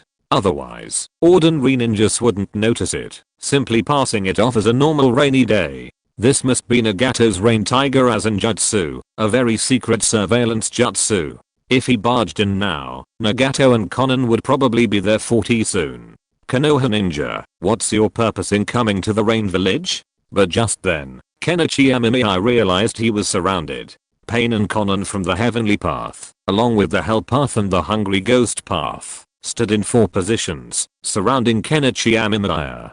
Kenichi Amemiya's mouth twitched. What a gift. But he hadn't come into contact with the rain, so how did Nagato and Konan discover him? First of all, I'm not a Konoha ninja. Kenichi Amemiya removed his mask. Perhaps the sight of his Sharingan confirmed his identity. However, realizing that his face still seemed to be covered by the merchants, Kenichi Amemiya tore it off again, revealing his true form. He was certain the Akatsuki knew this face of his. After all, information about renegade ninjas was no secret in the ninja world. This face? Konan frowned slightly, then quickly found the corresponding target in his mind. Konoha's A-rank renegade ninja, Kenichi Amemiya. Konan called out Kenichi Amemiya's identity, and Kenichi Amemiya nodded immediately, his head held high with pride. Yes, he was Konoha's A-rank renegade ninja. Too bad he wasn't S-rank yet. Well, as long as he wasn't C-rank from the start, that would be fine. But a certain bald devil had started out as a C-rank, so considering that, C-rank wouldn't seem to be a bad thing. Huh, wait, there are C-rank renegade ninjas?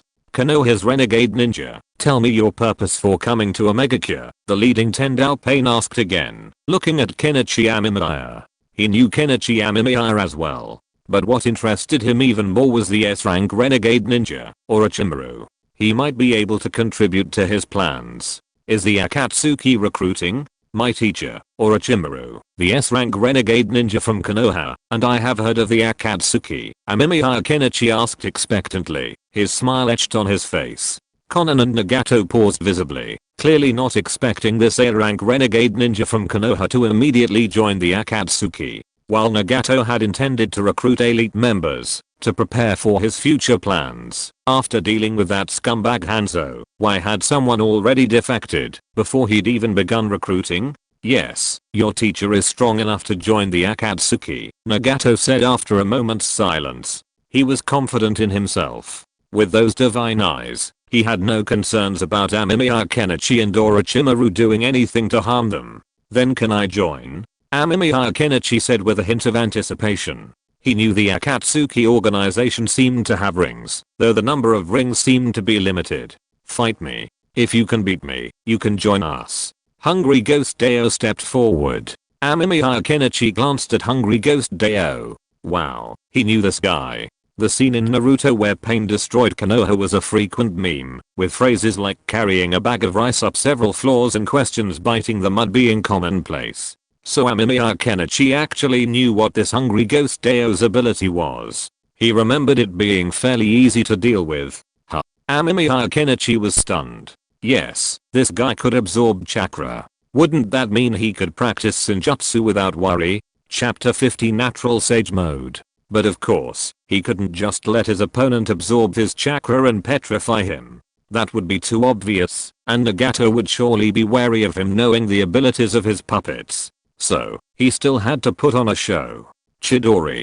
Amemiya Kenichi opened his Sharingan. With its aid, he could finally precisely control the landing and direction of his Chidori. Nagato and Konan stood by, watching, uncommenting on this jarring ninjutsu. Sealing technique attraction. With a strange gesture from Hungry Ghost Path, the lightning in Amemiya Kenichi's hand vanished in the next moment. Amemiya Kenichi curled his lips. This ability was truly useful, but it was a shame it required the Rinnegan. Otherwise, he could create a chakra defending armor, wearing it and directly absorbing any ninjutsu. Wouldn't he be invincible? However, a hint of disbelief crossed his face. His acting was impeccable. Hungry Ghost Path seized the opportunity to grab Amemiya Kenichi's hand, and the next moment, Amemiya Kenichi was stunned to discover his chakra had been absorbed. Fortunately, Amemiya Kenichi wasn't a ninja who relied solely on ninjutsu. With a single kick, he pushed Hungry Ghost Path away, then used the instant body technique to distance himself. You can actually absorb chakra.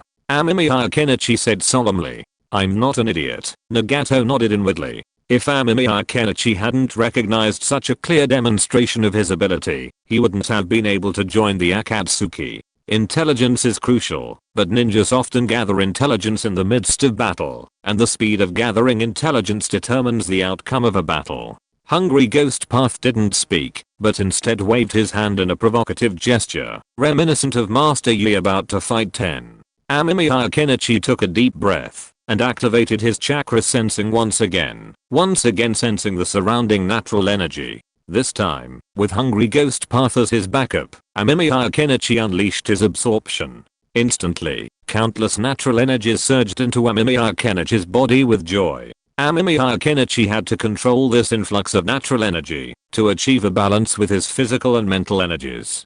Originally, Amemiya Kenichi had expected this process to be extremely dangerous and slow, but to his surprise, his body adapted to the natural energy almost instantly, and a new surge of chakra emerged from his body.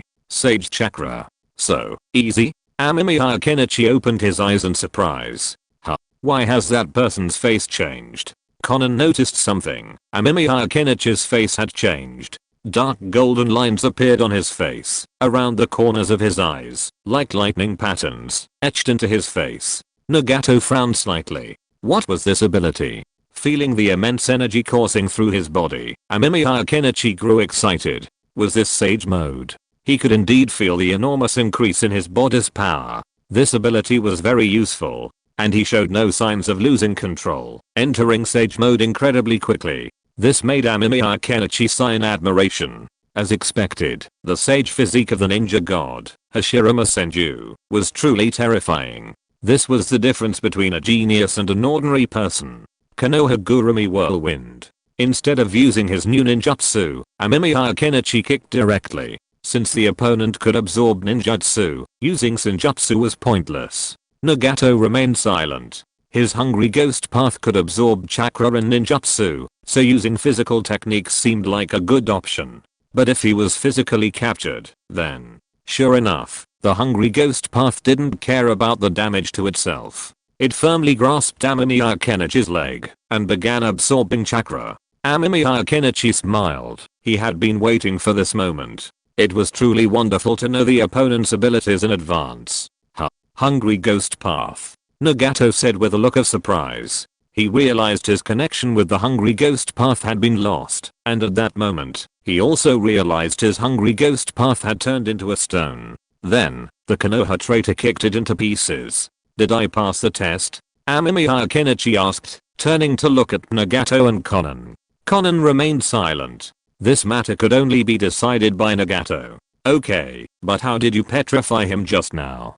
Tendo Pain approached, extending his hand and handing Amemiya Kenichi a ring, asking casually. Amemiya Kenichi glanced down at the ring, a beautiful jade engraved ring, and slipped it on. Your companion can absorb chakra, and I just refined senjutsu chakra. Absorbing too much natural energy can cause petrification. Amemiya Kenichi didn't intend to hide it. If Nagato knew, he wouldn't be afraid, and it would also be beneficial to his future.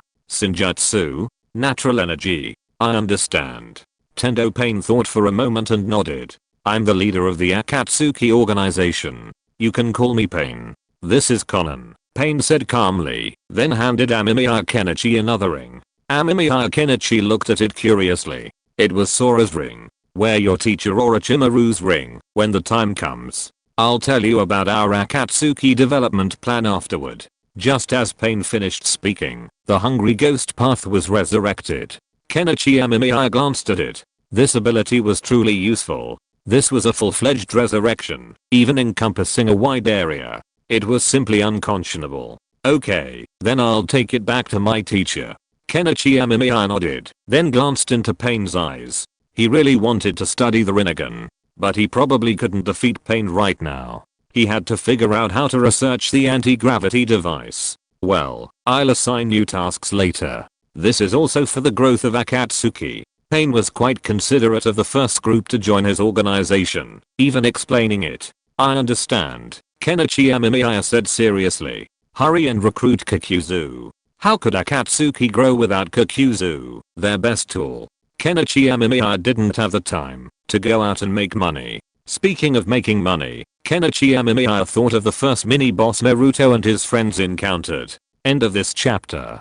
Thank you very much for reaching the end. Don't forget to like. Looking for more exclusive content and immediate access? Subscribe to our Patreon. Remember, every like, subscription, or donation encourages us to continue. Thanks to everyone. See you in the next video.